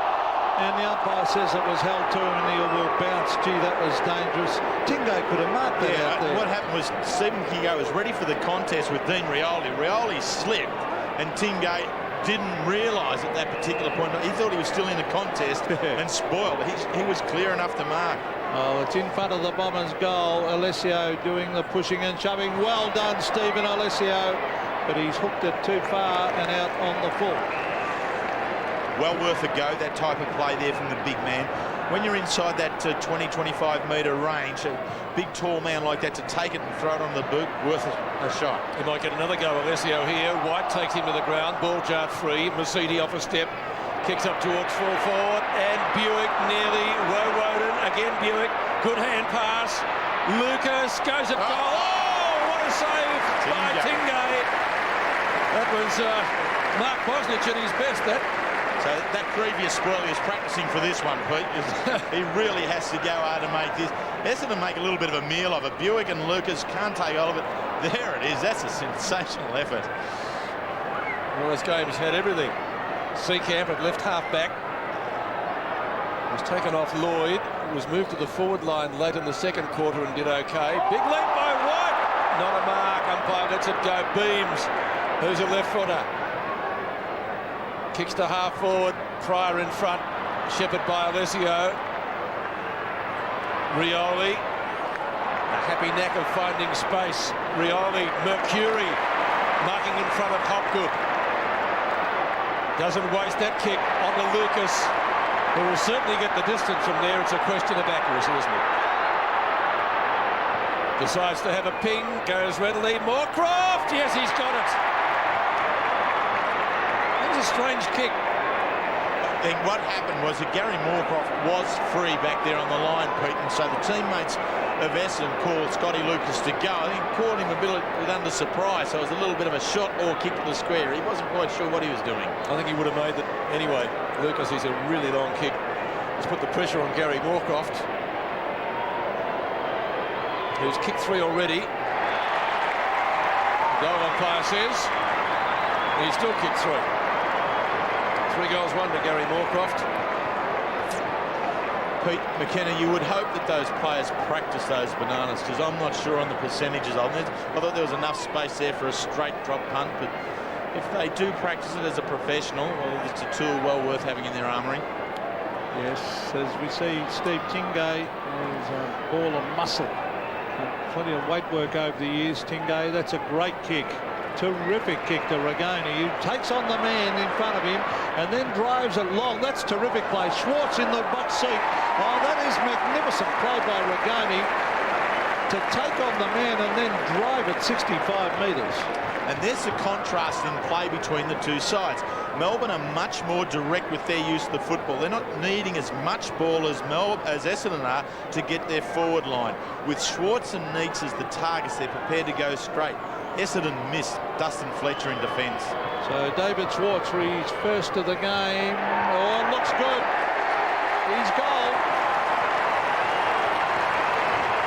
So the Demons move further in front. They now lead by 11 points. Good signs for Melbourne. The second time they've had a mini break on their rivals. Yeah, and if they can keep getting those closer towards the end of the game, I think it puts them in with the best chance. And Schwarz has been very good. It's game number 99 for him, so a milestone next week. But his accuracy in front of goal this year has been good. That's 12 goals, 3. Not a bad return. The Ox getting his first goal, and Melbourne again with a useful break of 11 points. White wins it down to Leoncelli. Bobs it up to half forward. Wellman this time in the contest. Over Schwarz takes the mark. And Australian representative Moorcroft nearly couldn't complete it. Uze pushed out of the contest. It's all tied up on centre wing, tackled by Beams. We'll see a ball up right on the Coke emblem on the outer side. And Gary Moorcroft. As we just saw, it's a good big jump, isn't it, from Moorcroft? And the second go nearly there. Nearly, gee. Would have been just about mark of the year if he completed that one. That was a ripper. Just some of the matchups that we saw float across the top of the screen there before. Hopgood has now gone on to Mercury. Mercury has been the player to get Essendon going again. McDonald's kick down towards the forward pocket. It's going to be an Essendon free kick for a holding. Wallace from Wellman. Neitz chases. Long kick by the Bomber veteran. Tingay punches the ball away from Rioli, who could almost be... Well, he was looking for a free kick for holding. Barnard. Mark taken by Ward. That left half back. Scored Melbourne's first goal today. He's done a few nice things, young Ward. Schwarz in front. Wellman there with him. Gee, that's against Farmer in the back. That's a bit... Uze it is. Taylor Crude. Barnard takes it. So still 11 points the difference. Young out to Blumfield. Around Phoebe. They come from all directions. Moorcroft beautifully roved. Kick up and under that lets him down. Lloyd in front. Ingerson punches from behind. Ward goes for the rush behind and gets it to take the margin back to 10 points. Well, it's good play by Daniel Ward. There he is. Promising young player, as is a young kid who came on earlier, Ben Beams, a little rover. Terry, he's been quite impressive. He has been very impressive. The Essendon bench, good to see Blake Carousella there. Michael Simons, Peter Berbakoff, Mark Fraser, and Blake Carousella, as you called, Terry.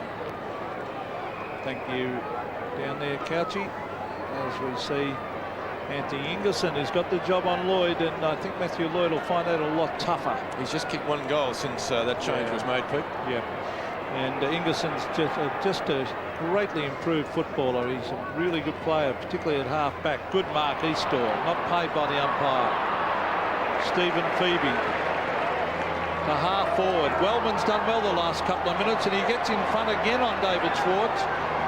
Still in play. The player's conscious not to take it over the line. Michael Pryor, Todd Viney tackled him. Wellman to Young. Now on to Damien Hardwick to half-forward. Mercury at the back. He just didn't quite get to the contest. Here's Blumfield. Now Lucas. He's a loose man at half-forward for the Bombers. They're off and running through Eastor. Eastor sets it up for Lloyd. He'll come from the side. Flies. Couldn't quite hang on to it. Socket off the ground for a goal. Very young, I think. Knocks of fortune. And in fact, I think it was Heffernan. It was socket off the ground in that pack, a quick kick, and it's gone through for a goal. We'll probably pick it up in a moment. Well, we'll need to, because the Essendon attack, they were really under pressure. The Demon defence was working hard at ground level. There's the loose ball. Yep, Heffernan. It's a tough one. They're all calling for touch there. Ingerson was rolling back onto the ball. I think it's a pretty tough one. Well, we'll give it to Heffernan, but the question is, Pete, as to whether Ingerson, who was rolling back onto the play, had a hand on the ball when it was kicked, and is that touched and therefore one behind? Might be right. Rigoni to Beams. Wallace puts in a contest. Viney tries to get onto the right, can't do so. Now he can. Gets past Solomon. Hardwick, good attempt there at the block. Gets it away from Beams and gets himself a boundary throw in. Well played. 4 points, still the margin. Well, there's no favours at Essendon, is there? Damien Hardwick, best and fairest last year. has been benched earlier in the game for some undisciplined play on a 50-metre penalty on Todd Viney. He's back to make amends now. Viney finds some space miraculously. Neitz in front. Wallace is there with him. Danger here. Farmer. Oh, he was led. Must get a free kick. He just looked at the umpire and said, "When are you going to pay it?" And this is a tough one for Dean Solomon here. We missed the lead up to it, but Solomon was caught jumping behind and looking to spoil. His spoil didn't clear the area, and Farmer, who had remained at ground level, then had first go at the ball. Solomon was always playing catch-up footy from that point and become quite desperate with the tackle on Farmer. It slips low. It is a trip. It originally was all right. I reckon the tackle just slipped down, didn't it? Yep, Farmer had the momentum going. 4-1. Farmer has kicked. Should make it 5-1 from there, and does.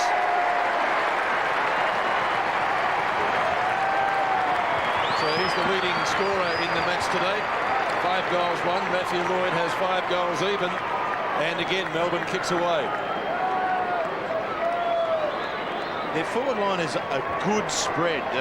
Players like Farmer are always going to be doing. Here it is here. See Solomon there goes for the spoil.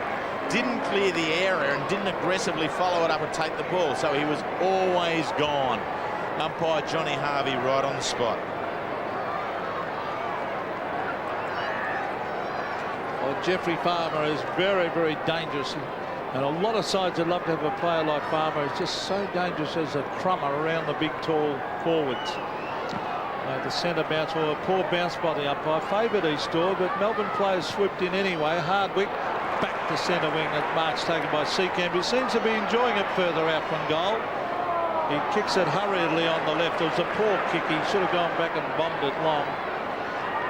It's gone straight to Masiti. So Joe Masiti at half back for the Bombers. Kicks over the centre. Alessio has it dumped away by Seacamp. Taken by Eastall. Lloyd and Ingerson. Lloyd, it'll sit for him into an open goal. Number 6 coming up to Matthew Lloyd. So we've got a real goal shootout here. Farmer doing well at one end, Lloyd at the other. And Lloyd with 6 goals straight. And gee, that's not a bad return. That gives him something like 35 goals, 14 for the season. And that's the piece of play. If you can carry the ball right up to the goal line, you should. I mean, you can miss them from 10 metres, 12 metres, 15 metres, but carry it all the way and you can get it. Matthew Lloyd has got 6. Bombers have won the last 5 contests against Melbourne, but they've got a struggle this afternoon. They may still get up in this shootout. Shootout at the G. Both thrown defence out the window. You would gather that impression by looking at the scoreboard with 29 goals kicked, and we've just passed the halfway mark of the 3rd quarter. A bounce just off the centre circle. White with the big leap gets it to Viney. Longfield missed it. Now that's the free downfield, I think. Now what's happening here? There's a bit of pushing and shoving. Wallace in the thick of things. It's going back to midfield. Going Essendon's way by the look of it. Yeah, what happens here is that the free kick then is taken at the place which is the greatest disadvantage for the offending side, whether it's at the incident or where the ball is. Greatest disadvantage for Melbourne is they have the kick in the centre of the ground. Mercury got it to Rioli, who gets it to Lucas. Good mark. Now someone's lost a boot there. It's Lucas. So he's going to have to put that on before he kicks, unless he decides to go for a hand pass. Oh, he should surely put the boot. If he's going to kick, he's got to have that boot on. His right foot, that's the one that's going to be the planted foot when he kicks. And if you were, well, foolhardy enough to try and kick it with just a sock on, Pete, on this grass, it'll just slip from underneath you and it wouldn't be the contact with the ground that you'd need to be able to have a well-balanced kick. Interesting to see what he does here, Terry, because the last time when he had a shot from almost the same spot, he decided to go for that pass to Gary Moorcroft. Moorcroft took the mark, but he was on an acute angle and missed. And Lucas is one of the longest kicks in the side. And I think for his own confidence, I think he does need to get one under his belt, Pete. Farmer, being spoken to there by the team official. So Lucas Handy one for the Bombers if he can kick it. He's given it a long roost, but he has missed to the far side. And one behind by Scotty Lucas. That's actually his first score of the day.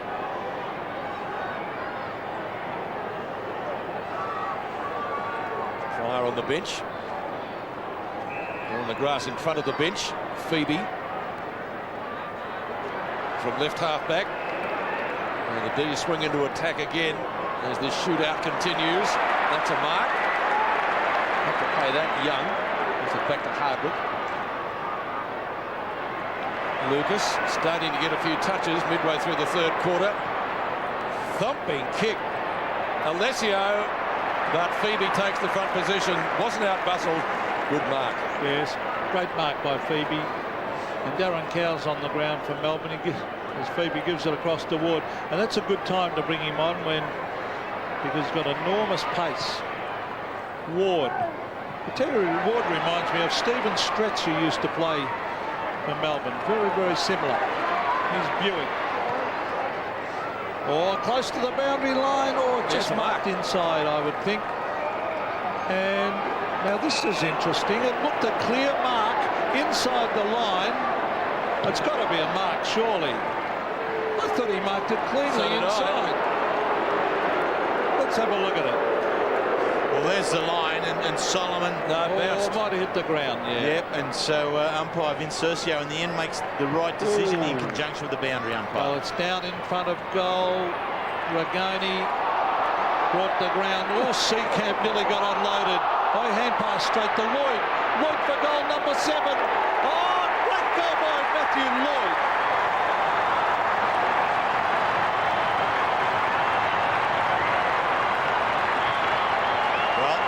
Come to the footy and watch something that's pretty good. Come and have a look at Matthew Lloyd. In very tight traffic here, Lloyd is able to get something out here for the Essendon side. Seacamp doesn't clear the area, and what Lloyd was doing, he was attacking the play, not running away from it. He was aggressive in it, running at it. He was rewarded with a spill, and on the left foot drags it back around second this quarter. 194th career goal for Matthew Lloyd. He's got 7 today. He is charging to 200, isn't he, Pete? May still get it. Who's to say? White again with the big leap. Regani. Hopgood intended for Uze. Wellman, courage there. Great play from the former Crow. Up the half forward. Chance again for the Bombers. Tingay gets on his bike. Clears. Kick not as good as he would have wanted, but the result's okay. Markle free kick to Todd Viney, who kicked 2 goals in the second quarter. Viney just wide of the centre circle. That's beautifully delivered. Oh, the mark should have been taken by Neitz. He may make amends off a standing start. Kicks to the square. Farmer! Oh, how did he do that? Careful, Jeffrey. Oh, he showed it in his face. Do you like that sort of stuff, Terry? It's a tough one, isn't it? It's a very tough one. There's a fine line between playing the game and being a smartass. Without putting too fine a point on it. Farmer kicks the goal and continues the argument. He's got 6. He has 6. Lloyd doing it at the other end.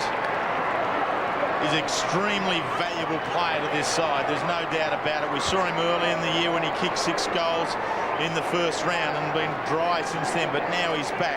Terry, if you were the coach of Melbourne at the moment, what would the message be that you deliver to Farmer? The thing would be that now is the time to get back onto the game and just show them how good you are in skills. Well, Jeffrey Farmer, sorry. Yeah, I think Jeff needs to get off that and get back down and just let his boots do the talking. You know, they don't call him the wizard for nothing. He's got mercurial skills. Keep showing them. Well, he's kicked 6. Solomon receives from Mercedes. Oh, Tingay, very balanced and a lovely kick. Regani used a thumping kick of a football. He's going to be caught here. He should have kicked it straight away. Here's Uze. He's dragged the ground. It's knocked out. Hopgood took a couple on. He's gone. He hasn't got the ball. Moorcroft. latches onto it, kicks long, one-on-one contest. Alessio tried to get back, but oh gee, you've got to kick it. It's a hot potato in modern-day football. And the game's going to keep tightening up. You know, I mean, we always speak about the third quarter. I mean, we had a very tight ball game at half-time, just 1 point Melbourne's way. This is the real arm wrestle that one of the sides has got to be able to gain an ascendancy, and in its purest sense, that often is done in the physical context of the game. Chance from Essendon now. That's there. That was kicked by Blumfield. Alessio got it down to him, I think. 3 points the margin. Looked like a bit of a throw too. Peter was pretty on the blind side of the umpire. Yeah. If we watch it again. Let's see. It was Eastor. Yeah. A very doubtful hand pass. I reckon the boys at the Melbourne Storm would have been happy with that one, just sort of moving it into the 5/8 as he came through. But Blumfield doing the running from behind. A good kick from that boundary line. Justin Blumfield got the goal from a rather doubtful hand pass. Under 5 minutes remaining in the quarter. Essendon get up to lead again by 3 points in this thriller at the G. Now can Melbourne come back? They always have with the quick reply. The Ox gets a chance, clear of Nasiti. Schwarz bombs it long, up to Neitz, taken out of the contest by Wallace. That's out of bounds. That will suit the Bombers. The umpire says throw it in. Yes, good body work that by Dean Wallace. He leant into Neitz and pushed away. There's the Melbourne bench. James McDonald, Andrew Leoncelli, Peter Walsh and Alison Nicholson. Peter. Thank you, Couchy. The ball 50 metres around from the Melbourne goal. Schwarz and Eastor. Eastor, socket off the ground. His Beams is a very, very good young player. On to Jeff White. White kicks a goal. It's a floating kick. Hardwick and Farmer wrestling for it, but the ball had floated through for a behind to Melbourne. So the margin now is 2 points. What a game it's been. It's just been goal for goal and very, very even contest. Some terrific highlights. Lloyd at one end kicking 7 and 6 to Farmer at the other. Reminds me of a Geelong Essendon encounter when Gary Ablett kicked 14 in a losing score, and I think it was Salmon got 10 for the Bombers that day. Now Moorcroft. The balance at the moment is it's more likely that the full forward will kick a bigger goal bag than the forward pocket. So at the moment it sits with Essendon and Lloyd rather than Melbourne and Farmer. Darren Buick. He's got a loose man in Michael Simons. He's in the true halfback flank position. He brings it into the centre corridor area. And this is Darren Buick receiving from Young to half forward. It's over the back. Longmuir is there. Viney was grabbed. Solomon is there. He got a hand to it. Ingerson went past the ball. Lloyd's here again. Goes to ground. And it's locked in here. This will be a bounce right in front of the Bombers goal. Just over 3 minutes remaining in the third quarter. Shamo Woden was very pleased to feel a few other hands going in on the football then, I think, because if he had been man alone, he would have been pinged. These will try to close it up if they can. Solomon goes to ground with a couple of others. Eastor was there. It was interesting, wasn't it, during the week where Essendon were concerned about their tackling, and so what they did was bring Greg Bretnell, who works as the assistant coach at the Melbourne Storm, out to Windy Hill to work on this particular aspect. Viney over to Tingay. They'll probably call him a donus from here on in. Bouncing ball, almost gets to centre wing. And Hardwick's broken down there in that contest, Pete. Kowal. Yes, he's in a bit of bother at half-back or half-forward. Wallace, shepherded by Nasiti. Dean Wallace from left half-back. That's good vision up towards Barnard. Sheedy would like to get more out of him. That's beautifully delivered to Steve Alessio, who can kick the ball a country mile. He goes in short, though, this time. That's not a good kick. I don't know for whom it was intended, but Melbourne's going to get out of this. Ward. Back to Beams. Young gives chase. Beams on his preferred left foot up towards full forward. Going to be a costly turnover because they'll probably get a goal. Neitz has taken the mark. What a kick by Beam. It was excellent, wasn't he? He's been very, very good, and I'm extremely disappointed with the work of Essendon here. Hardwick goes off injured. Farmer was left alone up there, so Barnard had Neitz there, Farmer there. Mercedes had actually ran away from Farmer. Joe Mercedes didn't take responsibility from a team sense there at all. Neitz has kicked 3 goals too so far, and a chance to regain the lead again for Melbourne. Point blank range. And he gets it. Melbourne back in front. 4-2 to David Neitz, and the D's lead by 4 points close to three-quarter time. Well, they've been picking the goals up, haven't they? It's 6 in the first quarter, 6 in the second. They've got 5 to date here in this third, and that had been a real concern to Neil Danaher, in that his forward line had only kicked more than 100 points once, and that was back in round 1. They really needed to fire there. He's got them cooking this afternoon. David Schwarz is off the ground. He's there with James McDonald. 2 points Melbourne lead by. This is just topsy-turvy game. Terrific standard of football. Great entertainment. White jumping. Quick kick comes down towards the half-forward line of the Demons. Wallace charges out. Oh, he nearly unloaded his opponent. Here's Neitz. Wallace's direct opponent kicking a goal. It floats back, missed. And that was given off to him by Nick Carter, the former Fitzroy and, of course, Brisbane player. Ooh. So Buick, 5 points the margin as Buick kicks it to centre wing. Oh, they've got 2-on-1 here, 2 Essendon, 1 Melbourne.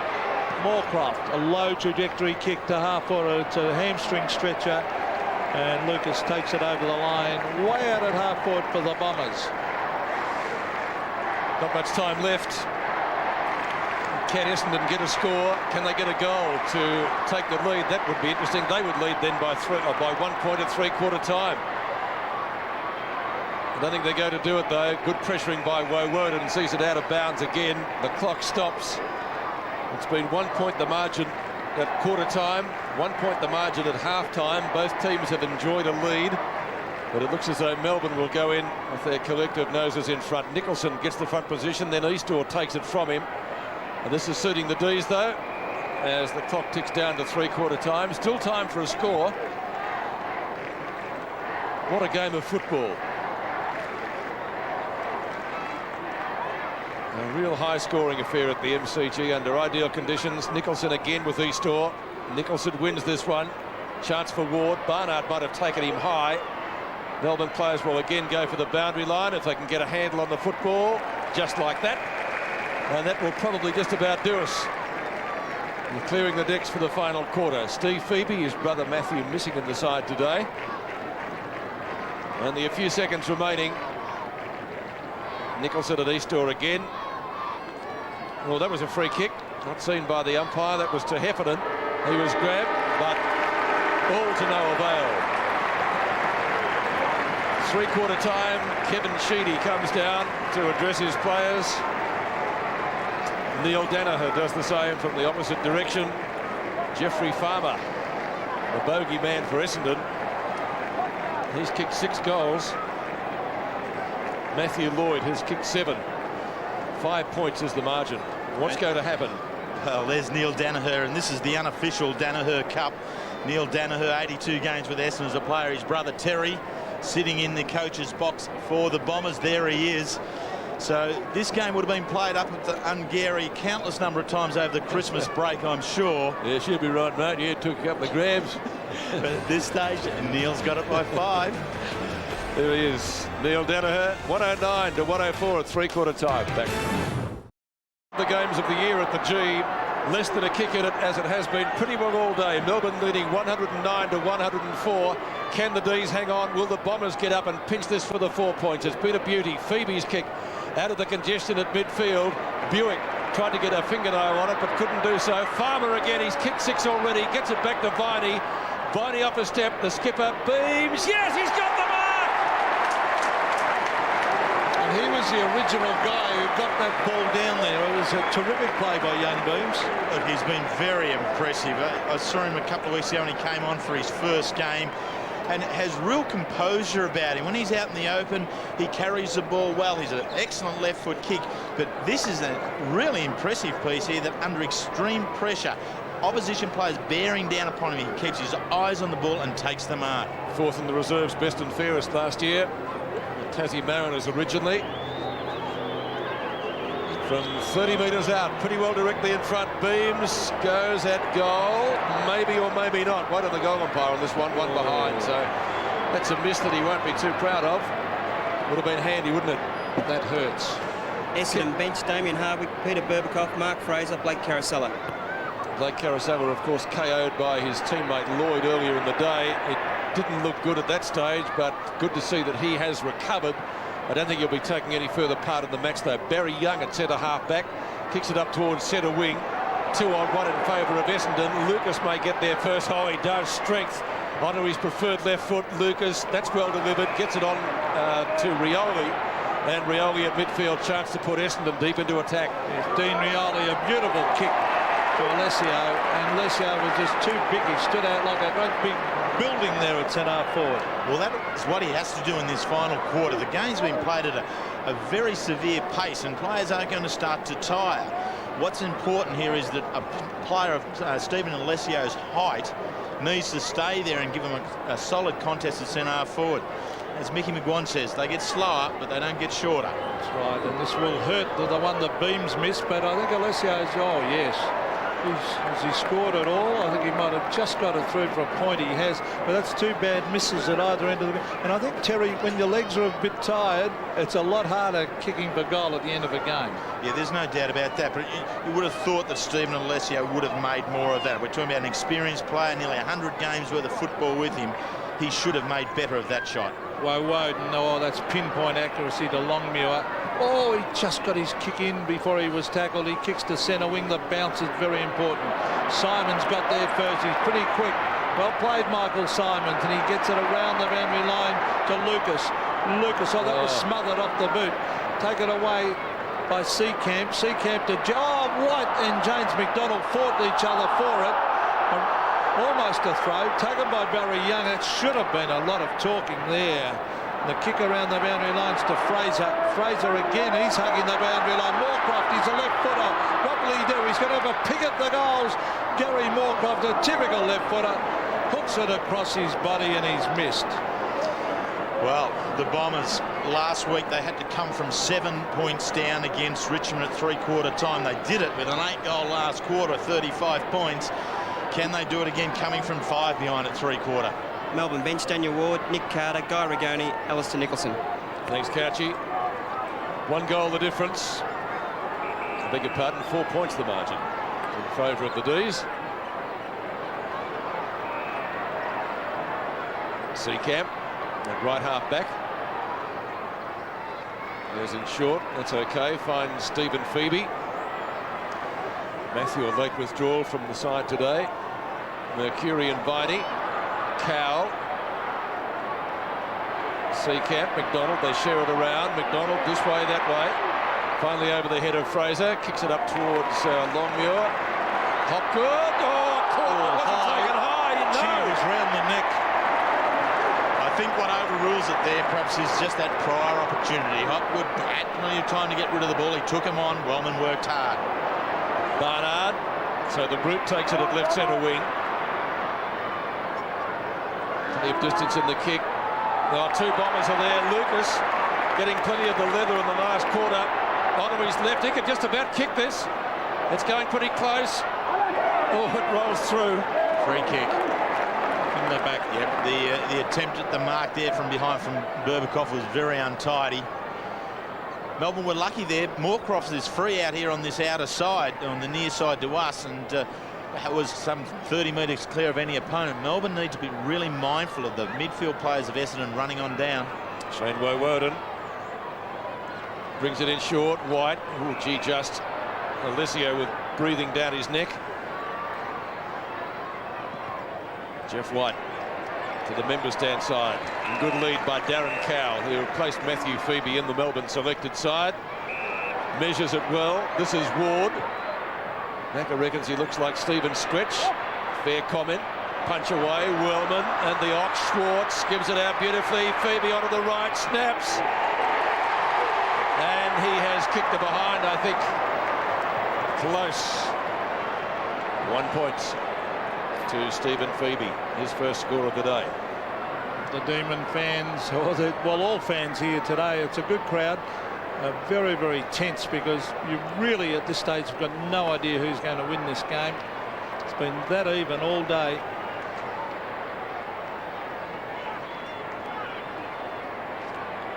Wallace, he certainly makes his opponents earn every kick. He can give a hand pass over the top here. He does. Barry Young, just gets his hand pass in. But Michael Simons, who loves to run, he's coming down the middle of the ground. He drives it low, and it'll be an Essendon mark. It's Burbakov. Onto the left goes Peter Burbakov. It's a one-on-one contest. Seacamp did pretty well then on Lucas. It's close to the boundary line. Oh, Viney came through very, very hard on Blumfield. And that's good inspirational stuff by the captain. Oh, he is hard, isn't he? Always hard and fair. But Viney really is. He's an integral part of this Melbourne side. Inside the centre bounce area, he's hard, he's aggressive. Right, palms it down. Marcus Seacamp, I think it is underneath all that. Can't get clear. So onto the ball up, 40 metres out. Essendon's goal. 14 minutes remaining in the match. Lucas again, Rioli off a step. Up and under kick. They come from all directions. Punched down by Ingerson. Heffernan. Is there a free kick here? Throw. Tingay, Woden. Tingay gives it to Woden. And it's going to Uze. Is it short of centre half back? Seacamp. Had an eye stitched up earlier.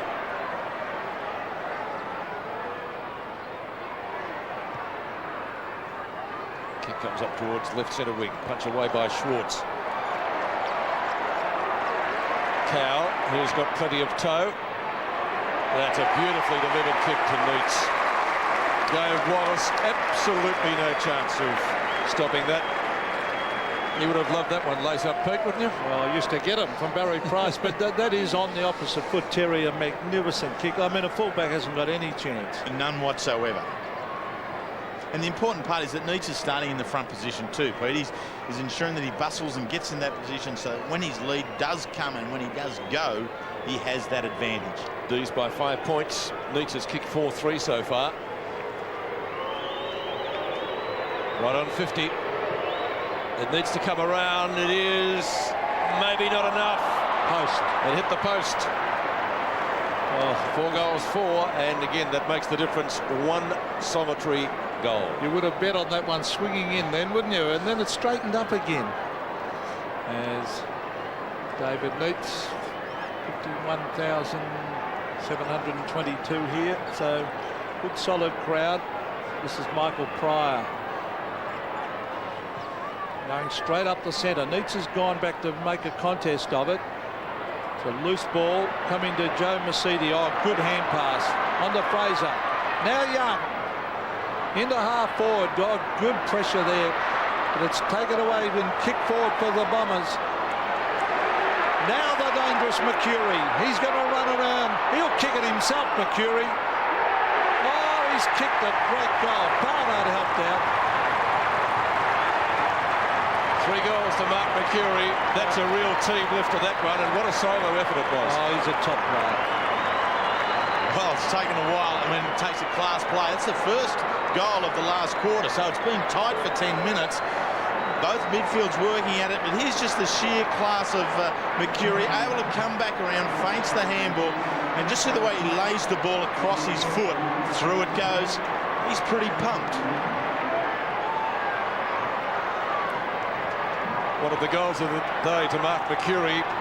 17-10. Actually, a draw would be a good result here, you reckon? Whatever. Both teams have given their all. 34 goals have been kicked. We've got 12 minutes to go. It may be a draw. Beautiful bounce by the umpire. Alessio gets up high, couldn't get a handle on it. Good tackle on Moorcroft by Viney. They both hit the deck. That's silly play, Gary Moorcroft. It was a legitimate tackle. Viney with the free kick. Schwarz tries to knock it on. Young might have taken his opponent high. They let it go. Chance for Tingay. It came from McDonald. Back to Hopgood. Up and under kick, but it lands inside 50. He was decked after he got rid of it. No mark or free kick. Kowal, what a blind turn! Terrific stuff. Goes at goal. Bang! And kicks it.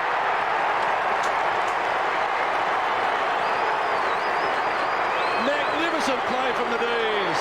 They lead by a goal.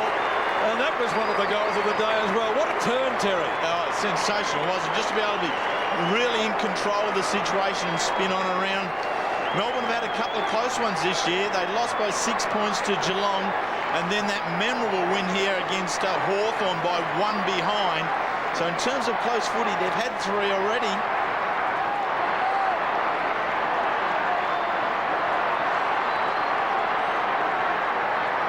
Melbourne by 6 points.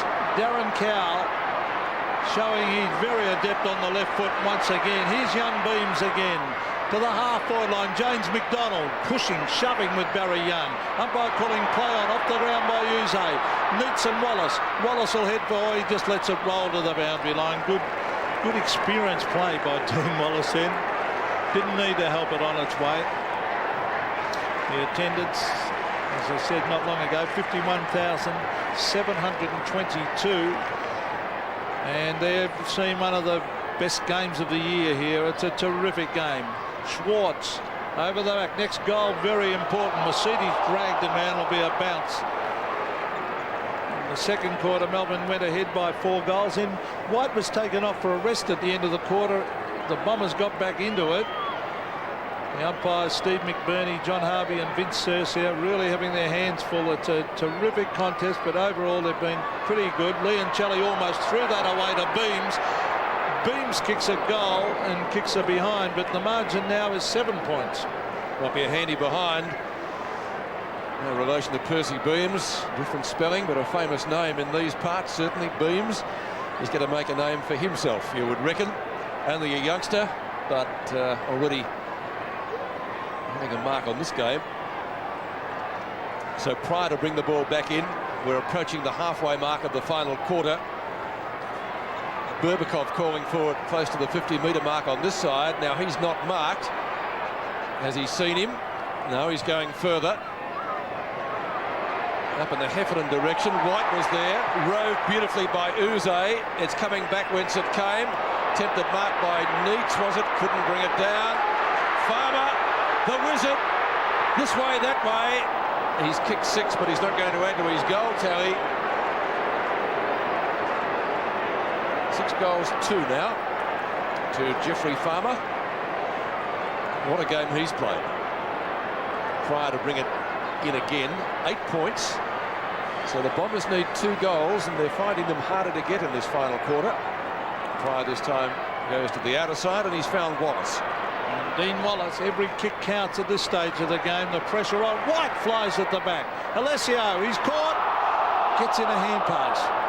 Fraser.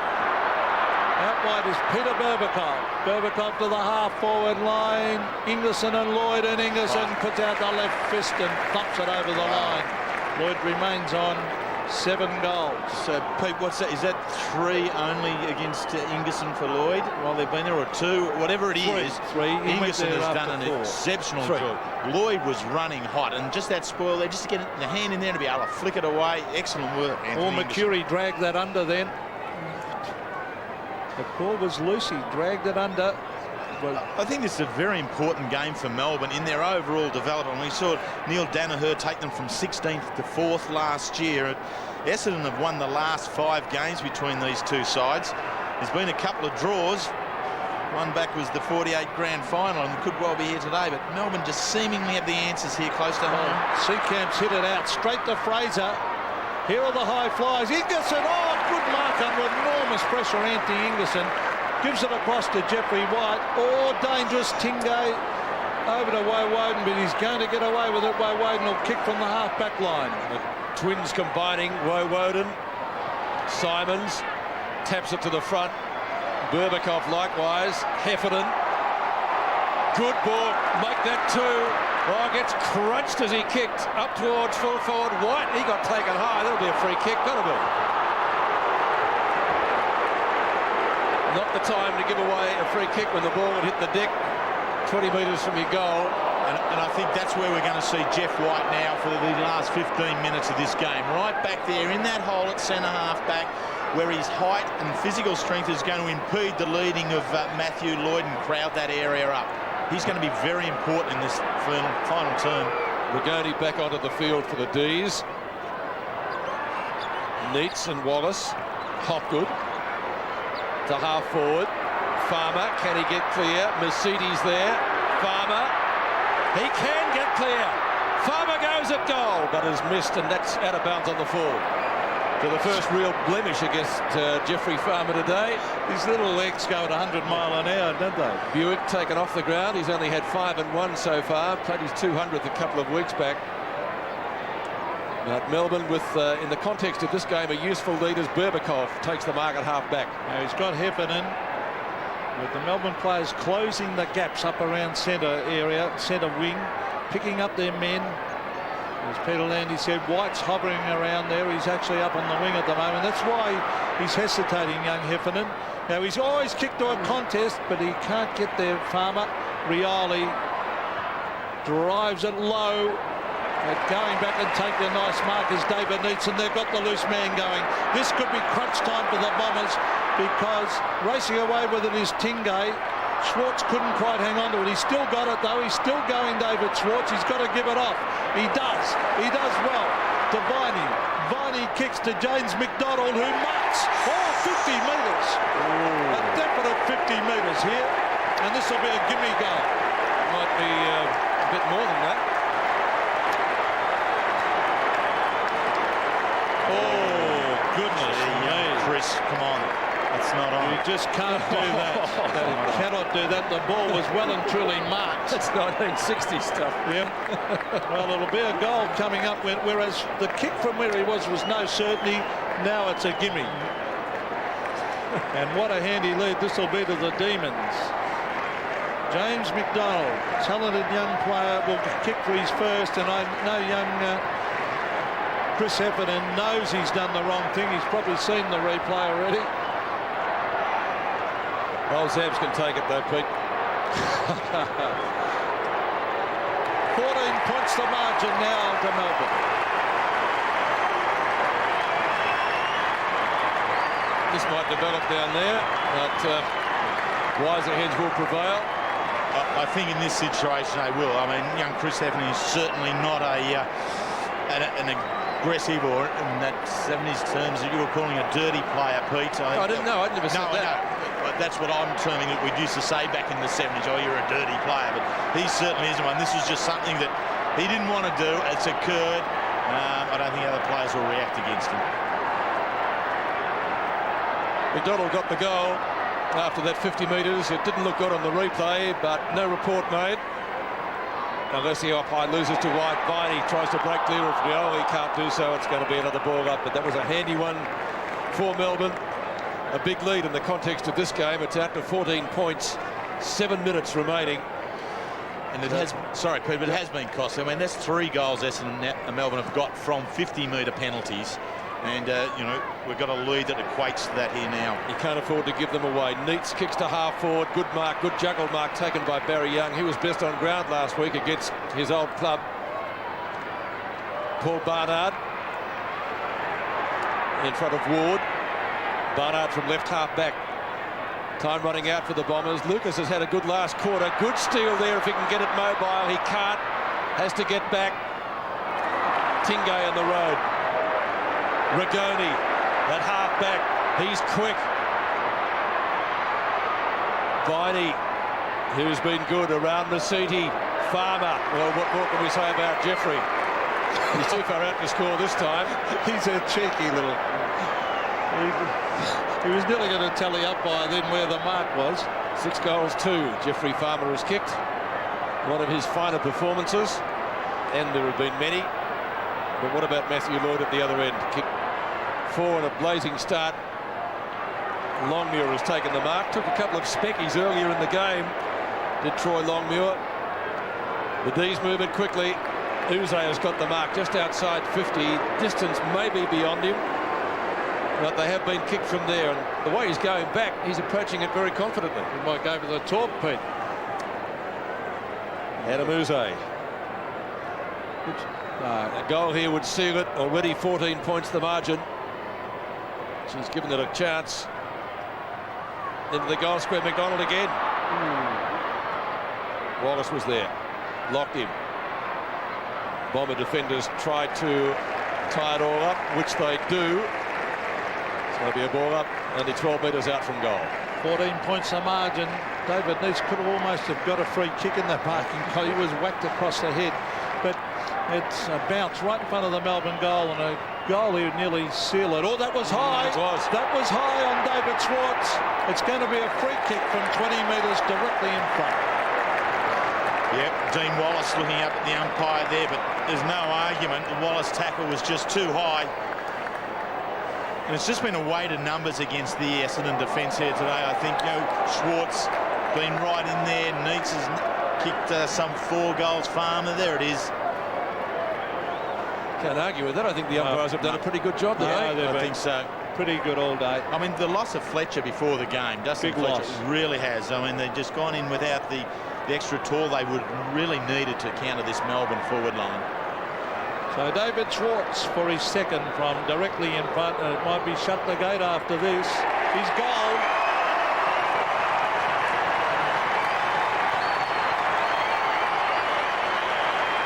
Well, he's taken the world on Big Schwartzy. 100 games next week. He would go in there very buoyed up for it. There it is here. There's the contest. He's in hard. He wins the ball, and really, if the tackle just had been technically correct, and that's down around the waist, down around the shorts, you've got to go low, he would have got a free kick, Wallace. It wasn't, so he didn't. Schwartz's second, you would suggest, has just about wrapped up the match. The shootout at the G. It will go to the D's. 4.5 minutes remaining in the match, but the scoreline, as you can see, not a good one if you're an Essendon supporter. They may still pinch it, but I don't think so. Rigoni past Neitz. Schwarz is there. Neitz has got it again. Inside 50. Long bomb. McDonald getting back, running with the flight of the ball. That was a hard one on the beams. There's a left footer onto his right. Heffernan, a hand to it. Tried to knock it clear. And that's... Well, that was high. It was high, but the umpire said he ducked his head. Yeah, and I think that's a very good call there from umpire Bernie, I think it is, in control. Good decision. Let's see what... You see here, Adam Uze, just the head down, and so there's just no way that that tackle can be laid effectively. The Ox does well. Simons was there in the road. Still a Melbourne ball. McDonald to Farmer. Farmer finds some space, but is inaccurate. He would kick those 99 times out of 100, Jeffrey Farmer. His third behind 6 goals. So 6-3. And Melbourne going on to their lead of, 23 points now. 113 to 112. That's handy. Alessio on the bench prior to kick in. The kick in straight up the middle to Joe Masiti. He's had plenty of the ball. It's really hurt Melbourne with his kicking. The centre of the ground, the Bombers in the van. Blumfield gets it to Wellman. This is Heffernan. Heffernan runs to just outside 50 and pings a goal, and touched by Longmuir before it went through. So one behind to the Bombers, and Longmuir getting some congratulations from Steve Phoebe, and Chris Heffernan looks on disappointingly. Stephen Phoebe, who's built like Tarzan. Well, he certainly doesn't play like Jane, I can tell you. Down towards the halfback. There's been said about footballers over the years. Some have looked like Tarzan and played like Jane. No, Pete, there's Blumfield. And the ball will be bounced way out at half forward for the Bombers. Well, I'd never say it. Every guy that steps over the white line gets a medal for courage from me. You've got to be really fit these days. Yes, the tackling these days is sensational. Very, very tough game. 2.5 minutes remaining in this match. It has been a beauty. Viney tries to crash his way through. Hopgood, Uze kicks to left half forward. 2-on-2 contest out there. The boundary line might be too close. McDonald snares it just before Wellman can get there, but it is out of bounds. Are they singing already? Well, I guess they should be. As I said, 2.5 minutes remaining, and Melbourne leads by 20 points. The Bombers have won the last 5 contests between these two clubs, but Melbourne should be able to get some revenge today in one of the best games of the season. The Ox, built like one, uses his weight to advantage there, tapped over the line by Stephen Phoebe. It's out of bounds, so Melbourne doing the sensible thing in the last minutes of this match. Not to say that any player or coach takes the foot off the pedal, Pete, but these last couple of minutes for the Melbourne side will just feel like magic out there. Oh, they should be enjoying them now. The Bombers, as you said, missed Fletcher. Rigoni was lacking height on the forward line or back line. Farmer kicked that, but he's missed it by about 1/3 of a metre. So 8 goals, 4. In fact, I think he's kicked 3 behinds in a row, Jeff Farmer, after he got his last goal, which was his 6th. And I think in some ways footballers get a greater pleasure out of winning a tough contest like this, as we see Mercedes go to the centre of the ground, than winning by about 15 goals. Fraser's very, very quick. Seacamp got a hand to that. He did well, Seacamp, and helped it over the line. And Seacamp's looked better up the ground, hasn't he, away from the pressure of full back. Yeah, I love Freuer away from there, but just that character thing, Pete, these tough games, I mean, I don't think football necessarily develops strong characters. What it does, eliminates the weak ones. And there's a lot of players out there who've been able to show that, yeah, I am a man of strong character and really stick to the guns. A lot of those boys have been with Melbourne today, a lot with Essendon as well. Well, it's 21 points the margin for the Demons. They finally ground Essendon into the ground, because it was anyone's game right throughout. Probably on the day you always felt Melbourne were the better side, but Essendon keep hanging in there. Yeah, they have. They've I mean, you look at the list, they're missing Hurd, Denham and Long, and they're 3 quality players, whereas Melbourne, really, Jamie Shanahan, and Fletcher obviously, Jamie Shanahan really is about the only player missing out of the best Melbourne lineup. So Melbourne in a better position here this week for this particular game. The umpire's plucked a free kick out of this. It's going Essendon's way. He signalled a throw. What's it going Melbourne's way? Viney's got it. A minute to go. They should be playing keepings off now. Ward from right centre wing. Up to half forward. It wasn't really a contest there. There were 2 Melbourne players. Pinched by Rioli. No one to give it to. Has to go backwards to Wallace. Up to Hardwick. Oh, gets crunched by Schwarz as he gets rid of it. That would have hurt. I don't think I want to get crunched by David Schwarz any day of the year. He's aptly named, isn't he? The Ox. Bang. Take the wind out of your sails. Schwarz again. Rigoni. On to Viney. Merv Williams would have said right in the Mari Corelli. Kicked 2 goals in the second quarter, Todd Viney. He used to say he was so tough he'd slap his grandmother down. I think he'd do that too. Say all you like about Schwarz, he's had a good game. So has Jeff White. Interesting, he had that rest in the latter stages of the second quarter, wasn't it? Well, I thought that let Essendon back in. Essendon came back in then. But it also then gives you a gauge to the value that he has for the side. You know, there's the siren. Really gone. Kicker, Jeffrey, go for the talk, you might as well. The Demons have taken the points here. White from outside 50. A chance to increase the margin. It's coming around and around, but just not enough. And it will be no score. So let's check the final scores. The D's are happy. The first time they've beaten Essendon in the last 6 outings. And they've scored in a very high-scoring affair. 20-14, 134 to 17-11, 113. The MCG, in the end, it was a 21-point margin to Melbourne. Essendon restricted to just 1 goal in the final quarter. And Jeffrey Farmer finished up with 6 goals, 4. Neitz got 4. They were the major contributors for the winners. And Matthew Lloyd got 7 goals for Essendon. Gary Moorcroft got 3 and Dean Rioli 2. The other game being played today was out at Waverley. And St Kilda inflicted upon West Coast their first defeat for 1999. The Saints getting away to a good start, and the West Coast were never able to peg them back. Barry Hall got 3 goals for the winners, and Phil Matera got 2 goals for the Eagles. And the latter, Melbourne's 4th win, and they're now into the 8th, Terry. Well, and very well done here today, wasn't it? So they're snuffing there. Essendon have held their spot up the top, just the 2nd loss for the year, Pete. Are you snuggling up to me, or are you just trying to get in real close on a cold day? Well, I don't know, but gee, I tell you what a great game of football we had, didn't we? Everything went well today. It was a perfect game of footy. Terrific game of football. We all enjoyed it here, and we certainly hope you enjoyed it home. Melbourne, stay there. Stay there. Thank you. You're looking good. Yeah, I am. Yeah, I'm a bit worried now. We all enjoyed it here. Hope you did at home, and Melbourne winning their 4th game for 1999. From the MCG, very good afternoon to you all.